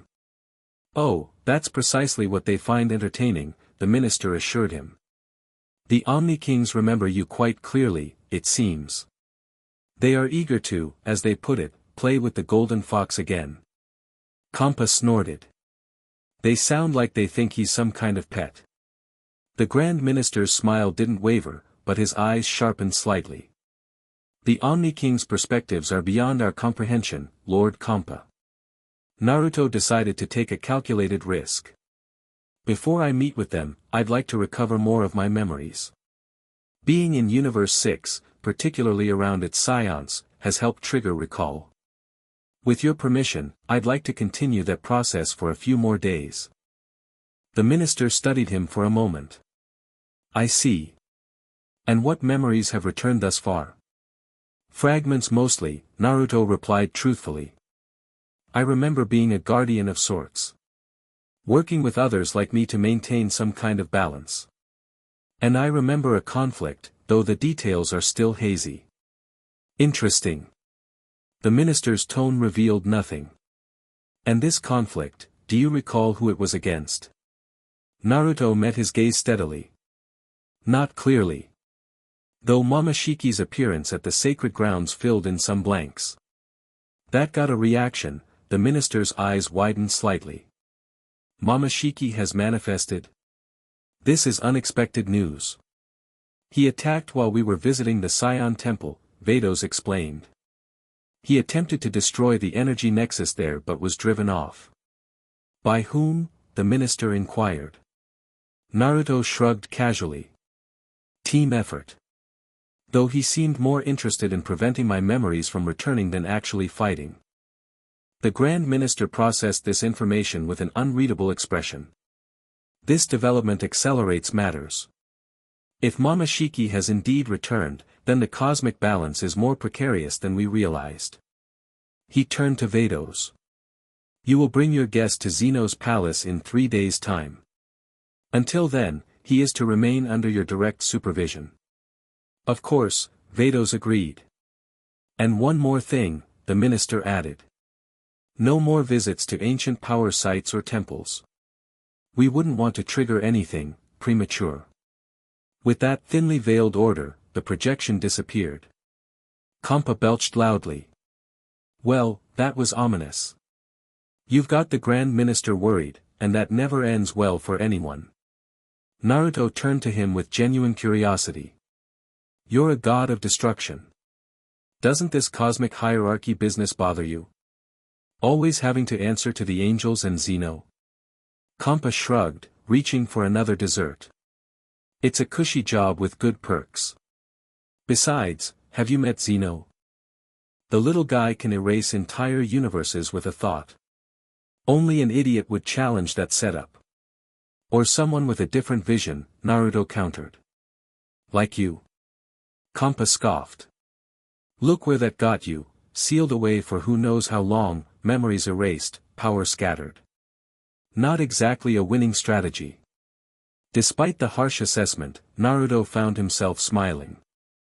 Kampa's blunt perspective was refreshingly honest compared to the minister's careful manipulation. Fair point. Though sometimes the losing move in one game sets up victory in a longer one. Kampa waved dismissively. Philosophy gives me a headache. Just don't cause trouble that'll get my universe erased, and we're good. He turned to Vados. Now, what's for dinner? All this cosmic intrigue makes me hungry. When are you not hungry, my lord? Vados replied with practiced patience. She turned to Naruto. Perhaps you should return to your training. The young Saiyans will be wondering what's become of you. Naruto recognized the dismissal and nodded. Right. 3 days isn't much time to prepare for an audience with the Omni Kings. As he turned to leave, Kampa called after him, word of advice from someone who's survived the divine hierarchy, don't rock the boat too much. The system's not perfect, but it beats non-existence. Naruto glanced back with a small smile. I'll keep that in mind. When Naruto returned to the training platform, he found Caulifla attempting to form a Rasengan on her own while his shadow clone supervised. Her face was scrunched in concentration, sweat beading on her forehead as she tried to maintain the swirling energy between her palms. Almost got it, she muttered. Just need to keep the rotation stable. The energy sphere wobbled, then dispersed in a flash of light. Caulifla cursed in frustration. Damn it. That's the 12th try. 13's the charm, Naruto called as he approached.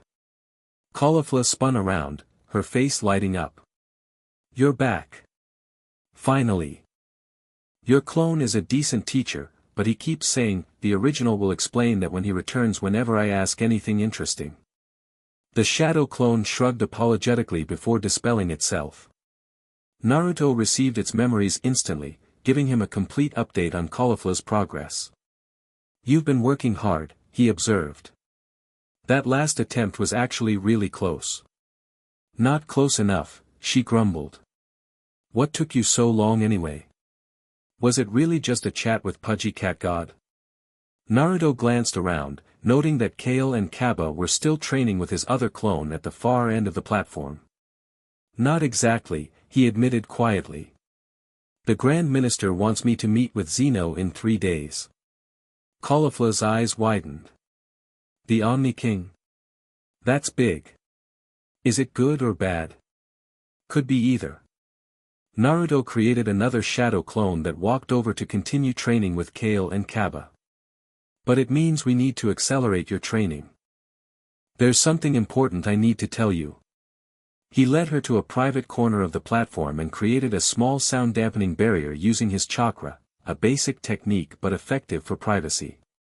According to Vados, you have a special genetic makeup, he began. Your DNA is closer to the original Saiyan template than almost anyone else alive. Caulifla blinked. Meaning what exactly? Meaning you have the potential to channel Bija chakra, my kind of energy, at levels most modern Saiyans can't. Naruto held out his hand, forming a small sphere of pure golden chakra. This energy was originally used to create the first Saiyans as guardians and partners to the Bijou gods. Caulifla's eyes lit up with excitement. So I could become as strong as you? Potentially, Naruto nodded. But it's not just about power. It's about what that power means. He dispelled the energy sphere. If Momoshiki or others realize what you can do, it makes you a target. They'll either want to use you or eliminate you. Let them try, Caulifla scoffed, though Naruto detected a flicker of concern beneath her bravado.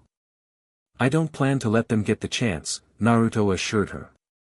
But to protect yourself, you need to understand what you're capable of. He held out his hand. I can show you, but it's going to be intense. A direct chakra transfer that will temporarily link our consciousness. Caulifla hesitated only briefly before grasping his hand. Do it. Naruto channeled his chakra directly into her system, creating a bridge between their minds. Caulifla gasped as images flooded her perception, vast cosmic landscapes, beings of pure energy taking form, the creation of the first Saiyans as golden-haired warriors who could channel natural energy from entire worlds. She saw through Naruto's fragmented memories the beauty of what had been, a multiverse where divine and mortal realms weren't rigidly separated but existed on a continuum, where beings could evolve from one state to another through effort and growth. And she witnessed the terrible conflict that ended that vision, Bijou gods fighting against other divine entities, reality itself cracking under the strain of their battle, and finally, Naruto's sacrifice to preserve what could be saved. When the connection broke, Caulifla stumbled backward, overwhelmed by the experience. That was real, she whispered. All of it? Naruto nodded grimly. As far as I can tell from my returning memories, yes. Caulifla took a deep breath, processing everything she'd seen. Then, to Naruto's surprise, she punched him hard in the shoulder. Ow! What was that for? For sacrificing yourself, idiot, she exclaimed. Who does that? I mean, yeah, it was noble or whatever, but there had to be another way. Naruto rubbed his shoulder, oddly touched by her indignation on his behalf. Maybe. But at the time, it seemed like the only option to preserve something of what we believed in. Caulifla crossed her arms, scowling. Well, it was a stupid plan. Now look where we are, you with scrambled memories, creeps like Momoshiki running around, and the whole multiverse controlled by spoiled godchildren who erase universes when they're bored. When you put it that way. Naruto couldn't help but smile. Yeah, maybe not my finest moment. Her expression softened slightly. So what's the plan now? You go meet these Zeniths, hope they don't decide to erase you, and then what? That depends, Naruto replied. According to Vados, the power of the other Bijou gods, my comrades, is still out there, scattered across dimensions. If I could locate those fragments, you could get your full power back, Caulifla finished, excitement returning to her voice. And kick Momoshiki's creepy pale ass. It's not that simple, Naruto cautioned. Gathering that power would make me a threat to the current cosmic order all over again. The Grand Minister and others might decide to eliminate me before I could complete the process. Caulifla snorted. So we don't tell them. Duh. We. Naruto raised an eyebrow. You think I'm letting you have all the adventure after what you just showed me? Caulifla grinned fiercely. Besides, you said yourself I have special Saiyan DNA or whatever. That makes me part of this whether you like it or not. Before Naruto could respond, a massive explosion rocked the platform. Both of them spun toward the source, the area where Kale and Kaba had been training. Through the smoke, they saw Naruto's shadow clone disintegrating as a new figure emerged, tall and goat-like, with curved horns and ancient eyes that glowed with malevolent intelligence. No, Naruto whispered, another memory clicking into place. It can't be. What? Who is that? Caulifla demanded. Moro, Naruto growled. The Planet Eater. One of the first enemies the Bijou gods ever faced. The goat-like entity surveyed the platform with casual disdain. At his feet, Kale and Kaba lay unconscious. The Nine Tails awakens, Moro rumbled, his voice carrying despite the distance. How convenient. I was beginning to think I'd have to consume entire worlds to draw you out. Naruto stepped forward, golden chakra already swirling around him. How are you even alive? The seal should have affected you too. Moro laughed, a harsh sound like stones grinding together. Your seal was designed for gods, boy. I am older than divinity itself. He spread his arms. I am hunger incarnate. I am the void that divinity itself fears. Caulifla transformed into her Super Saiyan form instantly. I don't care what you are. You hurt my friends. She launched herself at Moro before Naruto could stop her. The goat man made no move to dodge, simply extending one hand as she approached. The moment she came within range, Caulifla's Super Saiyan aura flickered and died. She crashed to the platform, suddenly drained of energy. What did you do to me? She gasped. I ate your energy, child, Moro replied casually. It's what I do. He turned his attention back to Naruto. Her power tastes familiar. You've been leaving your mark on these new Saiyans, haven't you, Nine Tails? Naruto moved with blinding speed, appearing beside Caulifla and pulling her away from Moro. Don't engage him directly. He absorbs energy on contact. Now he tells me, Caulifla muttered weakly. Naruto set her down gently, then straightened to face Moro. What do you want, Planet Eater? You were imprisoned long before the conflict with Momoshiki. Indeed I was, Moro agreed. Locked away by you and your kind for the crime of following my nature. His eyes narrowed. But cosmic prisons weaken when their wardens disappear. I've been free for some time now, consuming worlds across the shadows of creation while the new gods remained ignorant of my existence. And now? Naruto pressed, buying time as he assessed options. Without his full power, facing Moro directly was risky. And now I sense the shifting of cosmic tides, Moro replied. The old powers stir. The Bijou essence begins to coalesce. His twisted smile revealed sharp teeth. It will be a feast unlike any other when the old powers and new gods finally clash again. You're hoping to absorb the energy of the conflict, Naruto realized. To grow stronger from our battle. Precisely. Moro took a step forward, and the platform trembled beneath his hoofed foot. But why wait when a tasty appetizer stands before me? Your current power may be diminished, Nine Tails, but it still far exceeds these modern deities. He extended both hands, and the air between them distorted as he began drawing energy from the environment itself. The platform's edge started crumbling as its structural integrity was drained away. Naruto formed a series of hand signs in rapid succession. Earth style, mud wall. A barrier of solidified chakra rose between Moro and the unconscious Saiyans.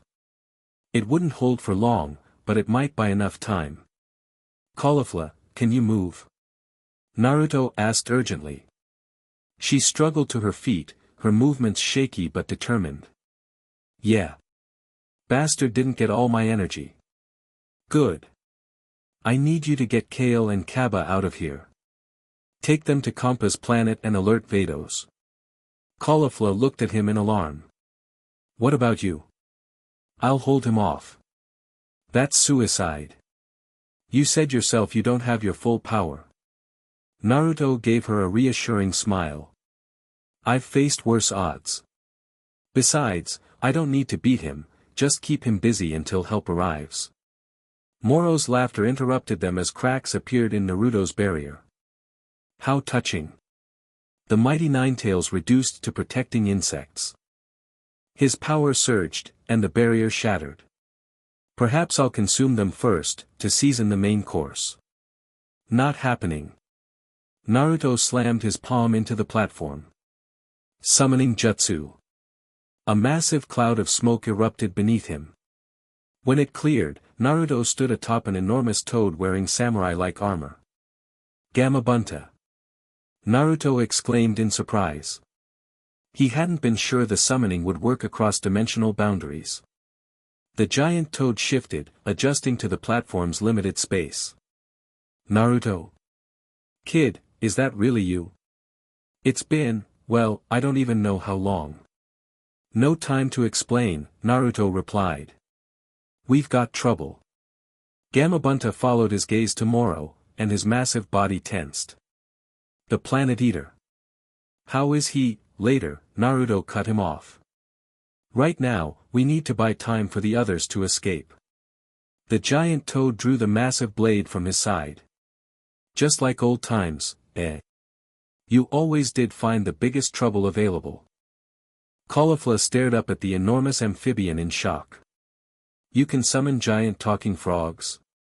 Toad, Gamabunta corrected indignantly. Whatever. That's awesome. Despite the dire situation, Caulifla's eyes shone with excitement. Can I learn to do that too? Later, Naruto insisted. Now go. Get the others to safety. Reluctantly, Caulifla nodded. She gathered the unconscious Kale and Kaba, slinging one over each shoulder despite her weakened state. You better not die, she warned Naruto.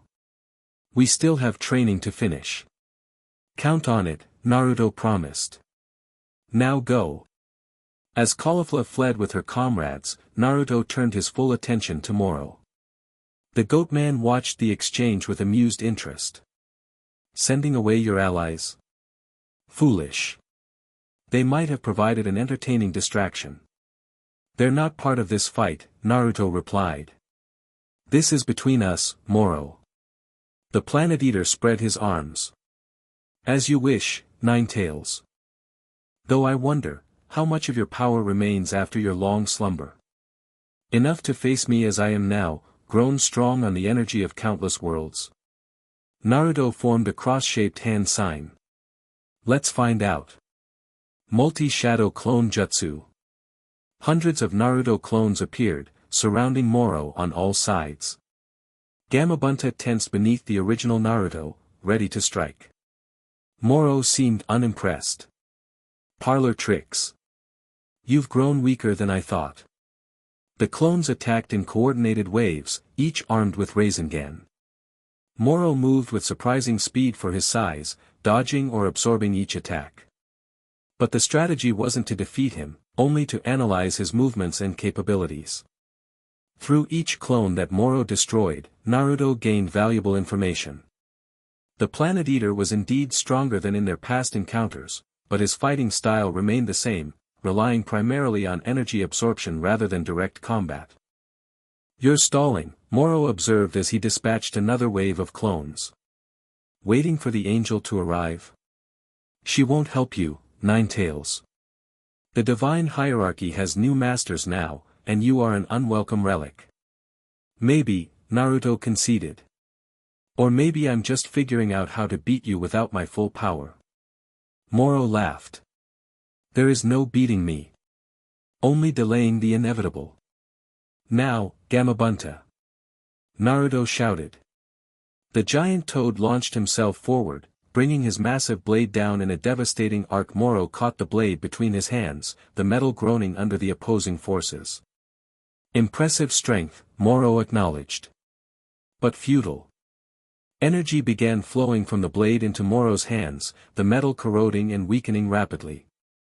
Gamabunta roared in pain as his connection to the weapon allowed Moro to drain his energy as well. Boss!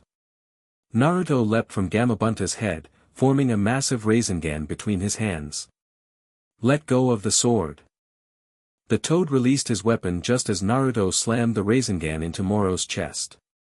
The energy sphere drilled into the Planet Eater, sending him skidding backward across the platform. Moro recovered quickly, examining the smoldering wound in his chest with mild surprise. Interesting.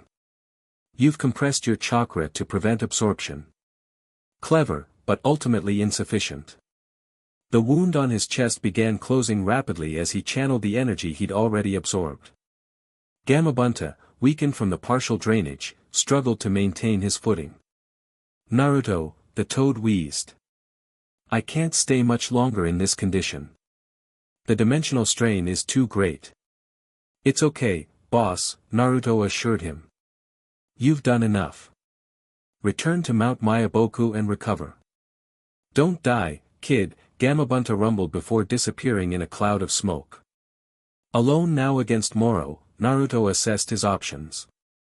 The Planet Eater was too strong to defeat in his current state, but escape wasn't an option. Moro would simply follow and potentially harm others.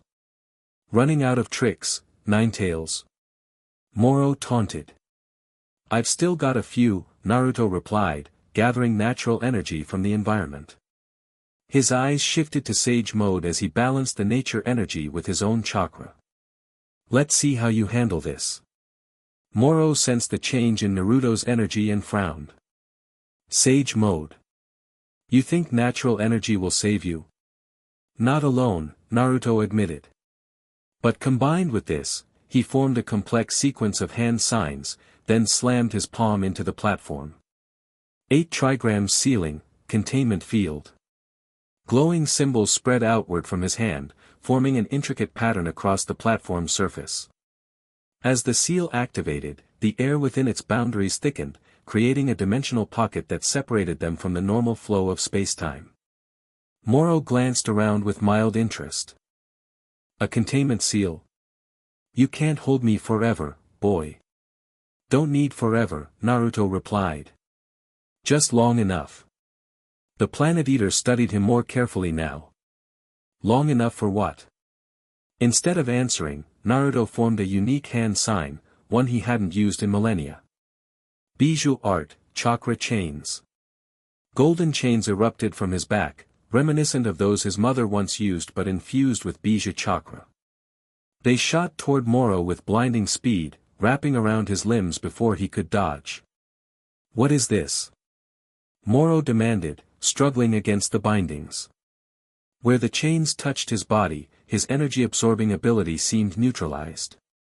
Something I inherited from my mother, Naruto explained, strain evident in his voice as he maintained the technique. Specialized for restraining tailed beasts, or in your case, energy devourers. Moro's struggles intensified, the platform cracking beneath them from the force. Impressive, but futile. These chains can't hold me for long. They don't need to, Naruto replied. They just need to hold you still for this next part. Keeping the chains in place with one hand, Naruto used the other to form a modified Rasengan, this one pulsing with natural sage energy. Sage art, Bijou Rasengan. He slammed the spiraling sphere directly into Moro's chest, driving it deep into the Planet Eater's body. Unlike a normal Rasengan, this one didn't explode on impact. Instead, it burrowed inward, the sage energy neutralizing Moro's absorption ability just long enough for the technique to take hold. Moro roared in pain and rage as the Rasengan detonated inside him, releasing not destructive force but sealing energy that spread throughout his body. What have you done? He growled, his voice distorting as the sealing took effect. Turned your greatest strength against you, Naruto explained. The seal is feeding on your own energy absorption ability, creating a feedback loop. The more you try to consume, the stronger the seal becomes. Moro's body began to crystallize from the inside out, the sealing energy converting his physical form into a stable containment vessel for his own power. This won't hold me forever, Moro snarled as the crystallization reached his neck. I will return, Ninetales. Probably, Naruto agreed, his strength fading as he maintained the complex sealing. But by then, I hope to be ready for you. The Planet Eater's eyes burned with hatred as the crystallization completed. Where Moro had stood, there now remained a statue-like form, not truly stone, but something between matter and energy, frozen in a moment of rage. Naruto released the chakra chains and collapsed to one knee, exhausted. The ceiling had taken most of his remaining energy. He released the containment field as well, the dimensional pocket dissolving back into normal space. As the barrier fell, he sensed multiple presences approaching rapidly, Vados, along with Caulifla and several others. He'd won himself a reprieve, but at significant cost. The crystallized form of Moro stood as silent testimony to a victory that felt more like a stalemate. The Planet Eater was contained, not defeated, a distinction that weighed heavily on Naruto's mind as consciousness began to fade. The last thing he saw before darkness claimed him was Caulifla's worried face as she rushed to his side, shouting words he couldn't quite make out. Consciousness returned slowly, in fragments. Naruto became aware first of voices nearby, then of soft cushioning beneath his body. When he finally opened his eyes, he found himself in an ornate room within what appeared to be Campa's palace. "He's awake." Caulifla's excited voice came from nearby. She appeared in his field of vision, looking relieved but trying to mask it with her usual bravado. "About time. You've been out for nearly a day. Had us thinking you'd slipped into another 1,000-year nap." Naruto sat up carefully, taking inventory of his body. His chakra levels had recovered somewhat, though not completely. "Moro? Still a creepy statue," Caulifla assured him. "Vados has it contained in some special angel barrier thing." Speaking of the angel, Vados entered the room, her expression carefully neutral despite the concern in her eyes. "You took an exceptional risk facing Moro alone." "Didn't have much choice," Naruto replied, swinging his legs off the bed. "How are Kale and Kaba?" "Fully recovered," Vados informed him. "Though quite impressed by your battle. It seems they observed the latter portion from a distance before I arrived." Naruto nodded, relieved. "And Moro's seal? Will it hold?" "For now," Vados confirmed. "Though I've informed the Grand Minister of the situation. Moro's appearance complicates matters significantly." "Yeah, about that," Caulifla interjected, crossing her arms. "She won't tell us anything about this Moro guy except that he's dangerous. Care to fill in the blanks?" Naruto glanced at Vados, who gave an almost imperceptible nod, permission to share at least some information. "Moro is ancient, older than the gods of destruction, older than the current cosmic system," Naruto began.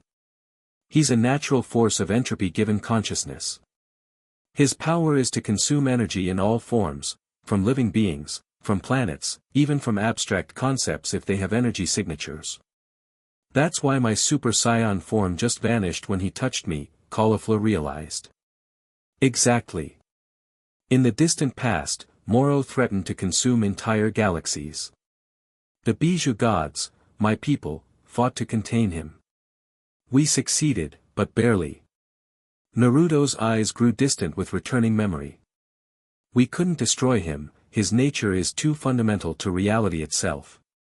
So we sealed him in a prison dimension where his hunger would feed on itself in an endless loop. But when you and the other Bijou gods were sealed away," Vados continued.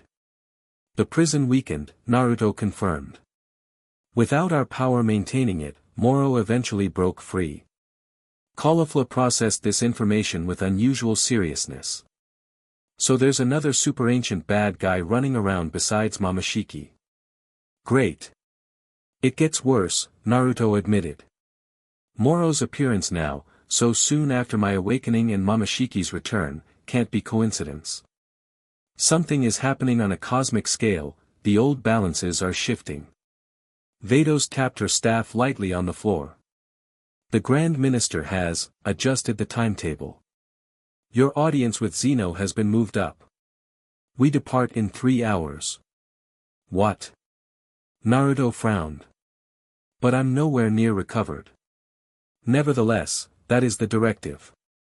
Vados's tone made it clear this wasn't negotiable. Caulifla stepped forward. "I'm going too." "Absolutely not," Vados replied immediately. "Why not?" Caulifla demanded. "I'm part of this now. That Moro freak drained my energy. Momoshiki showed up at our sacred temple, and Naruto's been training me to use chakra. Besides, she added with a smirk, I'm apparently some kind of special Saiyan genetic throwback. That makes me relevant. Vados looked to Naruto, her expression making it clear she expected him to refuse the request. Instead, he surprised them both. She should come. What? Vados blinked in rare astonishment. Think about it, Naruto explained, standing up despite his body's protests. Caulifla represents the connection between the past and present. Her genetic resonance with Bija chakra is proof that what was suppressed wasn't destroyed, it evolved. That's an argument in our favor when facing Zeno. Vados considered this logic. It's risky. If the Grand Minister perceives her as a potential vessel for Bija power, then he already knows from Momoshiki's attack, Naruto countered. Better to be transparent about her involvement than try to hide it and raise suspicion. After a moment, Vados nodded reluctantly. Very well. But she must understand the protocol for Zeno's court. One misstep could have significant consequences. Caulifla saluted mockingly. I'll be on my best behavior, promise. Somehow that doesn't reassure me, Vados muttered. I'll inform Lord Kampa of the arrangements. Be ready to depart in 3 hours. With that, she left the room.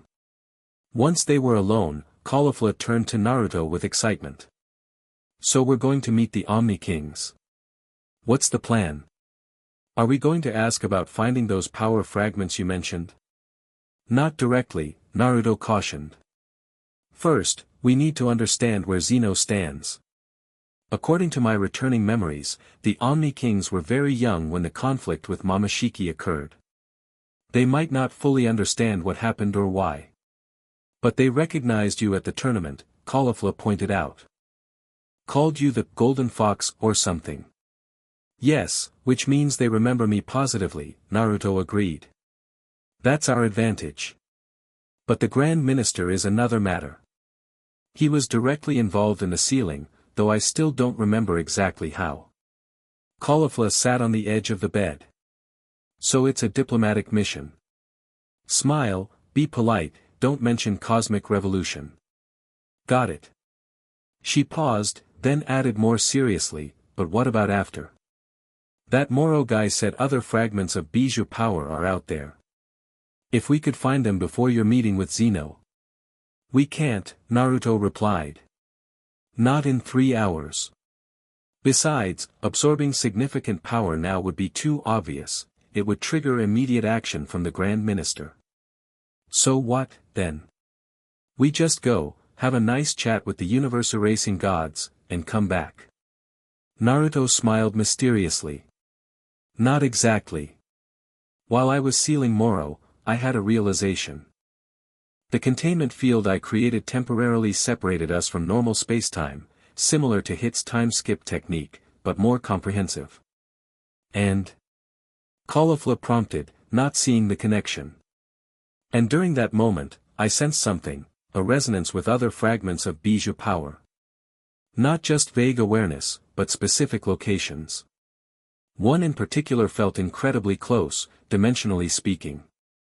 Caulifla's eyes widened. So after the meeting with Zeno, we go fragment hunting, Naruto confirmed. Starting with the closest one, which seems to be in Universe 11. Jiren's universe, Caulifla noted with interest. This gets better and better. Naruto's expression turned serious. It will be dangerous. Momoshiki will be looking for the same fragments, and Moro's containment is temporary at best. Not to mention whatever the Grand Minister might do if he realizes our intentions. Danger, cosmic powers, universe-hopping adventure. Caulifla grinned broadly. Sounds like my kind of party. Despite the gravity of the situation, Naruto found himself returning her smile. There was something invigorating about her enthusiasm, a reminder of his younger self, facing impossible odds with unwavering determination. Get some rest, he advised. You'll need your energy for what's coming. What about you? You're the one who nearly drained himself dry fighting Goatface. I'll meditate, Naruto replied. There's a technique for rapid chakra recovery I've been remembering in pieces.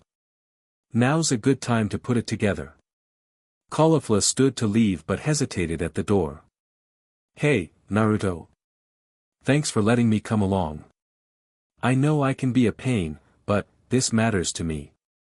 All of it. The history, the power, the truth about what Saiyans were meant to be. Naruto looked at her with new appreciation. Beneath the brash exterior was a warrior seeking purpose, something he understood all too well.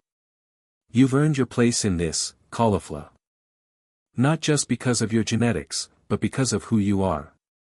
He smiled. Now go bother Compa for a while. I need to concentrate. She laughed, the serious moment broken. Fine, fine. Meditating is boring anyway. After she left, Naruto settled into a cross-legged position, centering his breathing as he began the chakra recovery meditation. But his mind kept returning to the fragments he'd sensed during the battle with Moro, particularly the one in Universe 11. It wasn't just any bijou fragment. It had a distinct signature, one he recognized from his returning memories. Shikaku, the One Tail. The fragment in Universe 11 was Shikaku's essence, or at least a significant portion of it. And if Naruto's instincts were correct, it had somehow merged with a being native to that universe, creating a hybrid entity of tremendous potential power. The question was, had that entity realized what it carried? And more importantly, would it willingly surrender the fragment when the time came? These questions swirled in Naruto's mind as he deepened his meditation, preparing for the audience with Zeno that could determine everything that followed. Zeno's palace existed outside normal spacetime, a realm of shifting dimensional planes and impossible architecture. As Vados transported them through the final approach, Naruto felt the familiar pressure of divine energy pressing against his senses. Beside him, Caulifla gasped at the otherworldly sight. That's Zeno's place. It's not even a proper shape. The palace exists in more dimensions than we can perceive, Vados explained. What you're seeing is merely the portion visible to three-dimensional beings. They landed on a crystalline platform that seemed to hover in endless void. Guards in ornate armor immediately surrounded them, escorting them through a series of gateways that shifted and rearranged with each passage.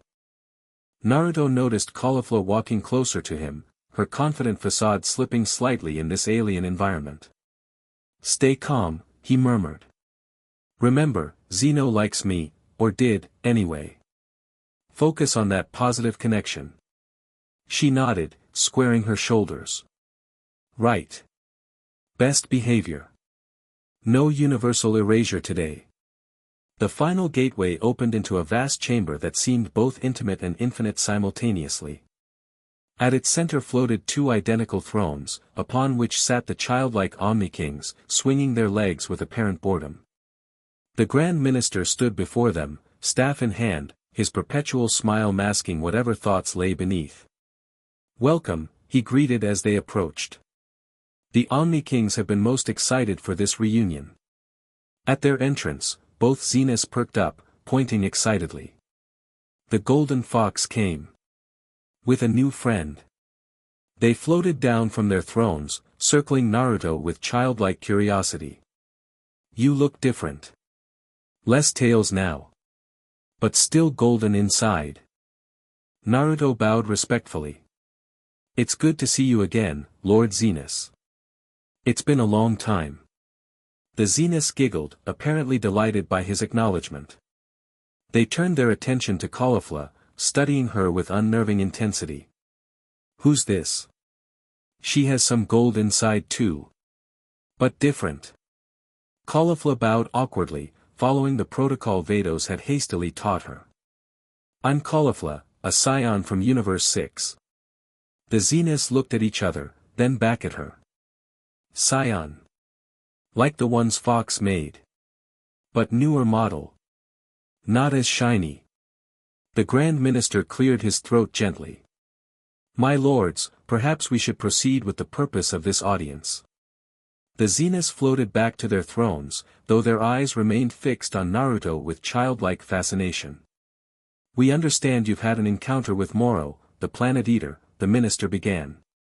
An entity thought long contained. I've temporarily resealed him, Naruto confirmed. Though the binding won't hold indefinitely. Indeed. The minister's smile remained unchanged, but his eyes sharpened. Most concerning is the timing of his appearance, so soon after your own re-emergence and Mamoshiki's manifestation. These events suggest a pattern of awakening among ancient entities. Almost like something disrupted the cosmic balance, Naruto observed carefully. Something fundamental enough to weaken multiple seals simultaneously. The minister's gaze grew calculating. An interesting theory. What might cause such a disruption, I wonder? The tournament of power, Caulifla interjected before Naruto could respond. All eyes turned to her, and she swallowed but continued. I mean, you guys were going to erase multiple universes. That's pretty balance disrupting, right? A tense silence followed her words. Vados closed her eyes briefly, as if expecting disaster. But to everyone's surprise, the Zeniths clapped their hands. She's smart. And funny. The Grand Minister's expression revealed nothing of his thoughts. An intriguing perspective. Though correlation does not imply causation. Maybe not, Naruto agreed diplomatically. But it raises an important question: if ancient seals are weakening, what does that mean for cosmic stability going forward? A concern indeed, the minister acknowledged. Which brings us to the primary purpose of this audience. The Omni Kings have a proposition for you, Naruto Uzumaki. The Zeniths bounced excitedly in their thrones. We want Fox to help. To fix the breaking seals. To play with us again. The minister elaborated. What the Omni Kings mean is that your unique experience with these ancient threats makes you a valuable asset. They propose appointing you as a special cosmic agent, authorized to address these emergent threats across universes, under the supervision of the angelic realm, of course. Naruto processed this offer carefully. On the surface, it seemed perfect, official sanction to travel between universes, potentially granting access to the very bijou fragments he sought. But the catch was clear, under supervision of the angelic realm. I'm honored by the offer, Naruto replied cautiously. Though my current power level is significantly reduced from what it once was. I barely managed to contain Moro temporarily. A valid concern, the minister acknowledged. Which is why the Omni Kings have authorized a partial restoration of your power, enough to fulfill this role effectively, though naturally with certain limitations. There it was, the trap within the offer. They would restore some power, but only what they deemed safe, while maintaining control over the process. Naruto glanced at Caulifla, who gave him the slightest shake of her head. She saw the manipulation too. A generous offer, Naruto said carefully. Though I would request one modification.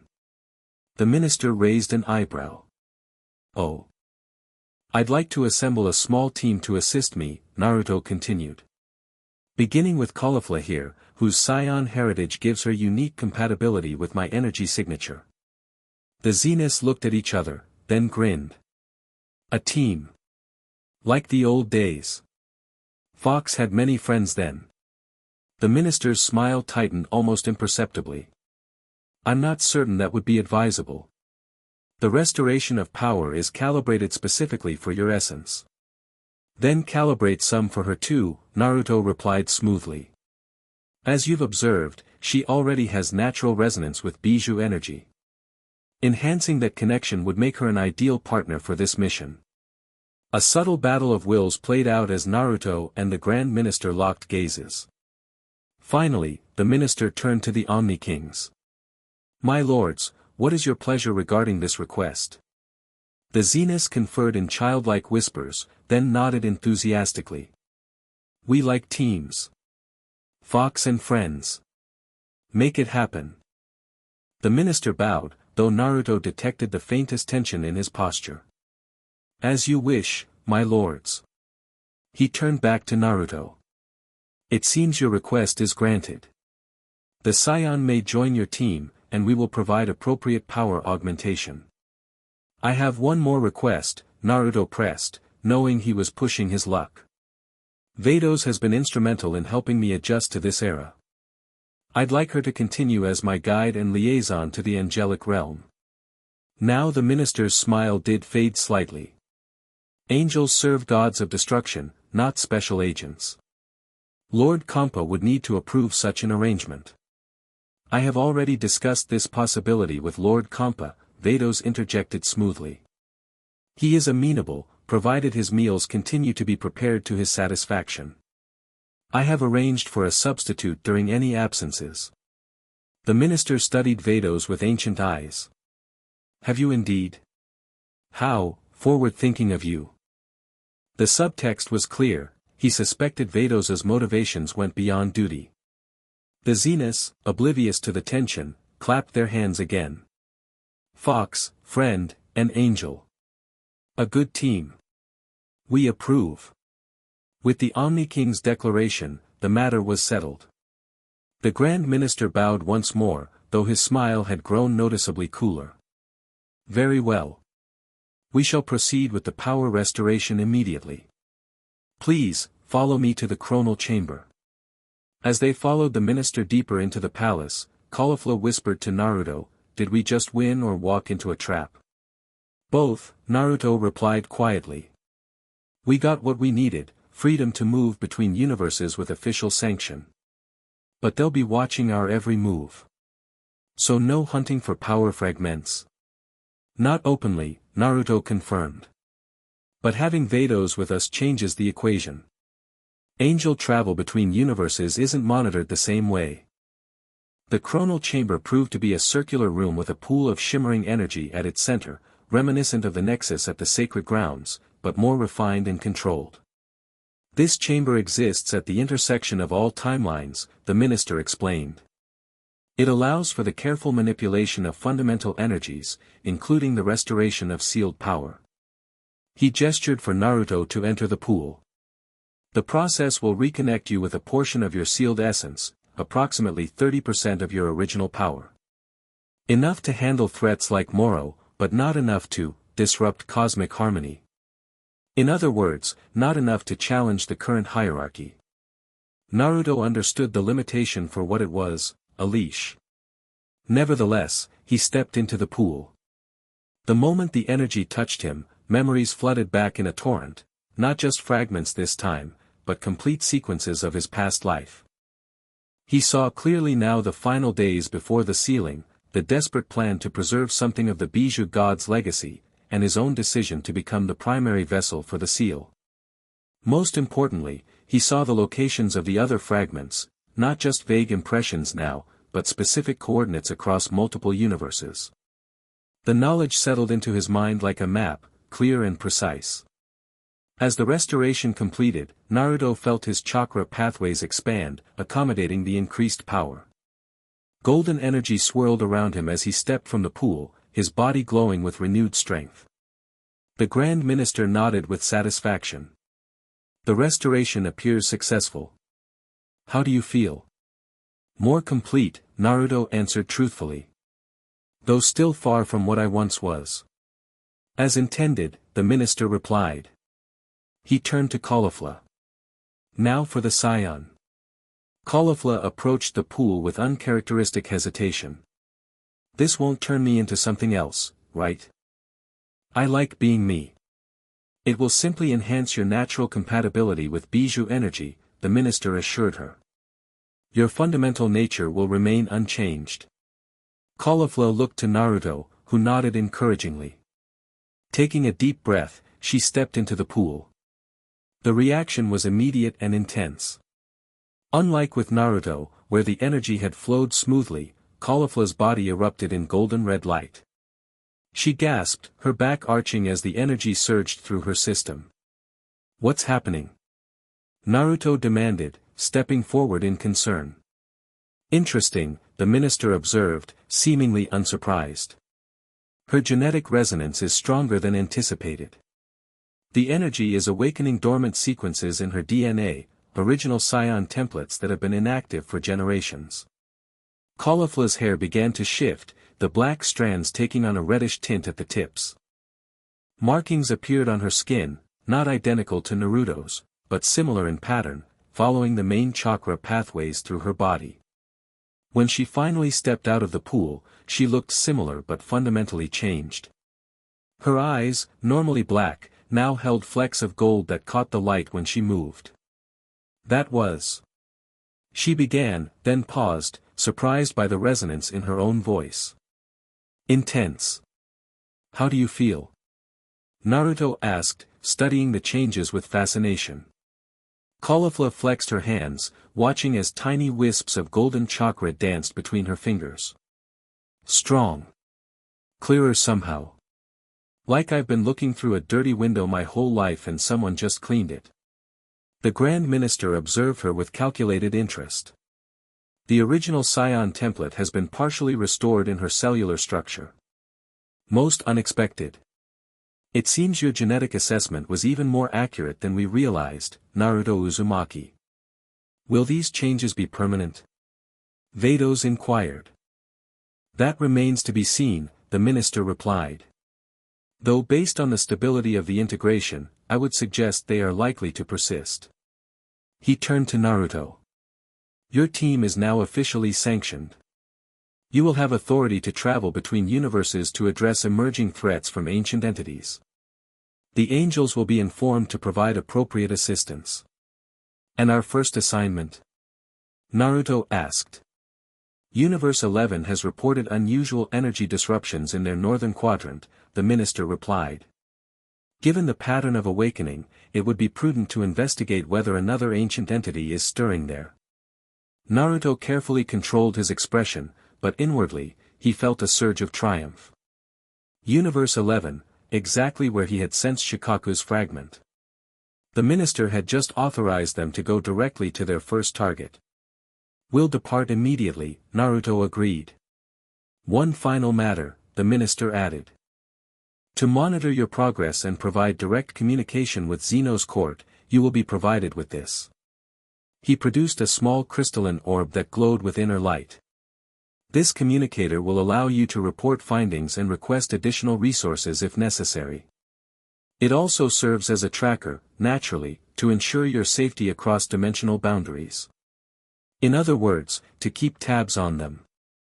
Naruto accepted the orb with appropriate gratitude, already planning how to occasionally malfunction the tracking function. The Zenith floated into the chamber, circling the newly empowered team with childlike excitement. Fox is back. With new friends. Come play with us again soon. Naruto bowed respectfully. Thank you for your trust, Lord Zenith. I won't disappoint you. As Vados prepared to transport them back to Universe 6, the Grand Minister drew her aside briefly. Their conversation was too quiet for even Naruto's enhanced hearing to detect, but the tension in Vados's posture told him enough. When she rejoined them, her expression revealed nothing, but her grip on her staff was noticeably tighter. Ready for departure, she asked smoothly. What did he say to you? Naruto asked once they were safely in the transport beam between dimensions. Vados's expression remained neutral. A reminder of my duties as an angel. Nothing unexpected. A threat, you mean, Caulifla interpreted bluntly.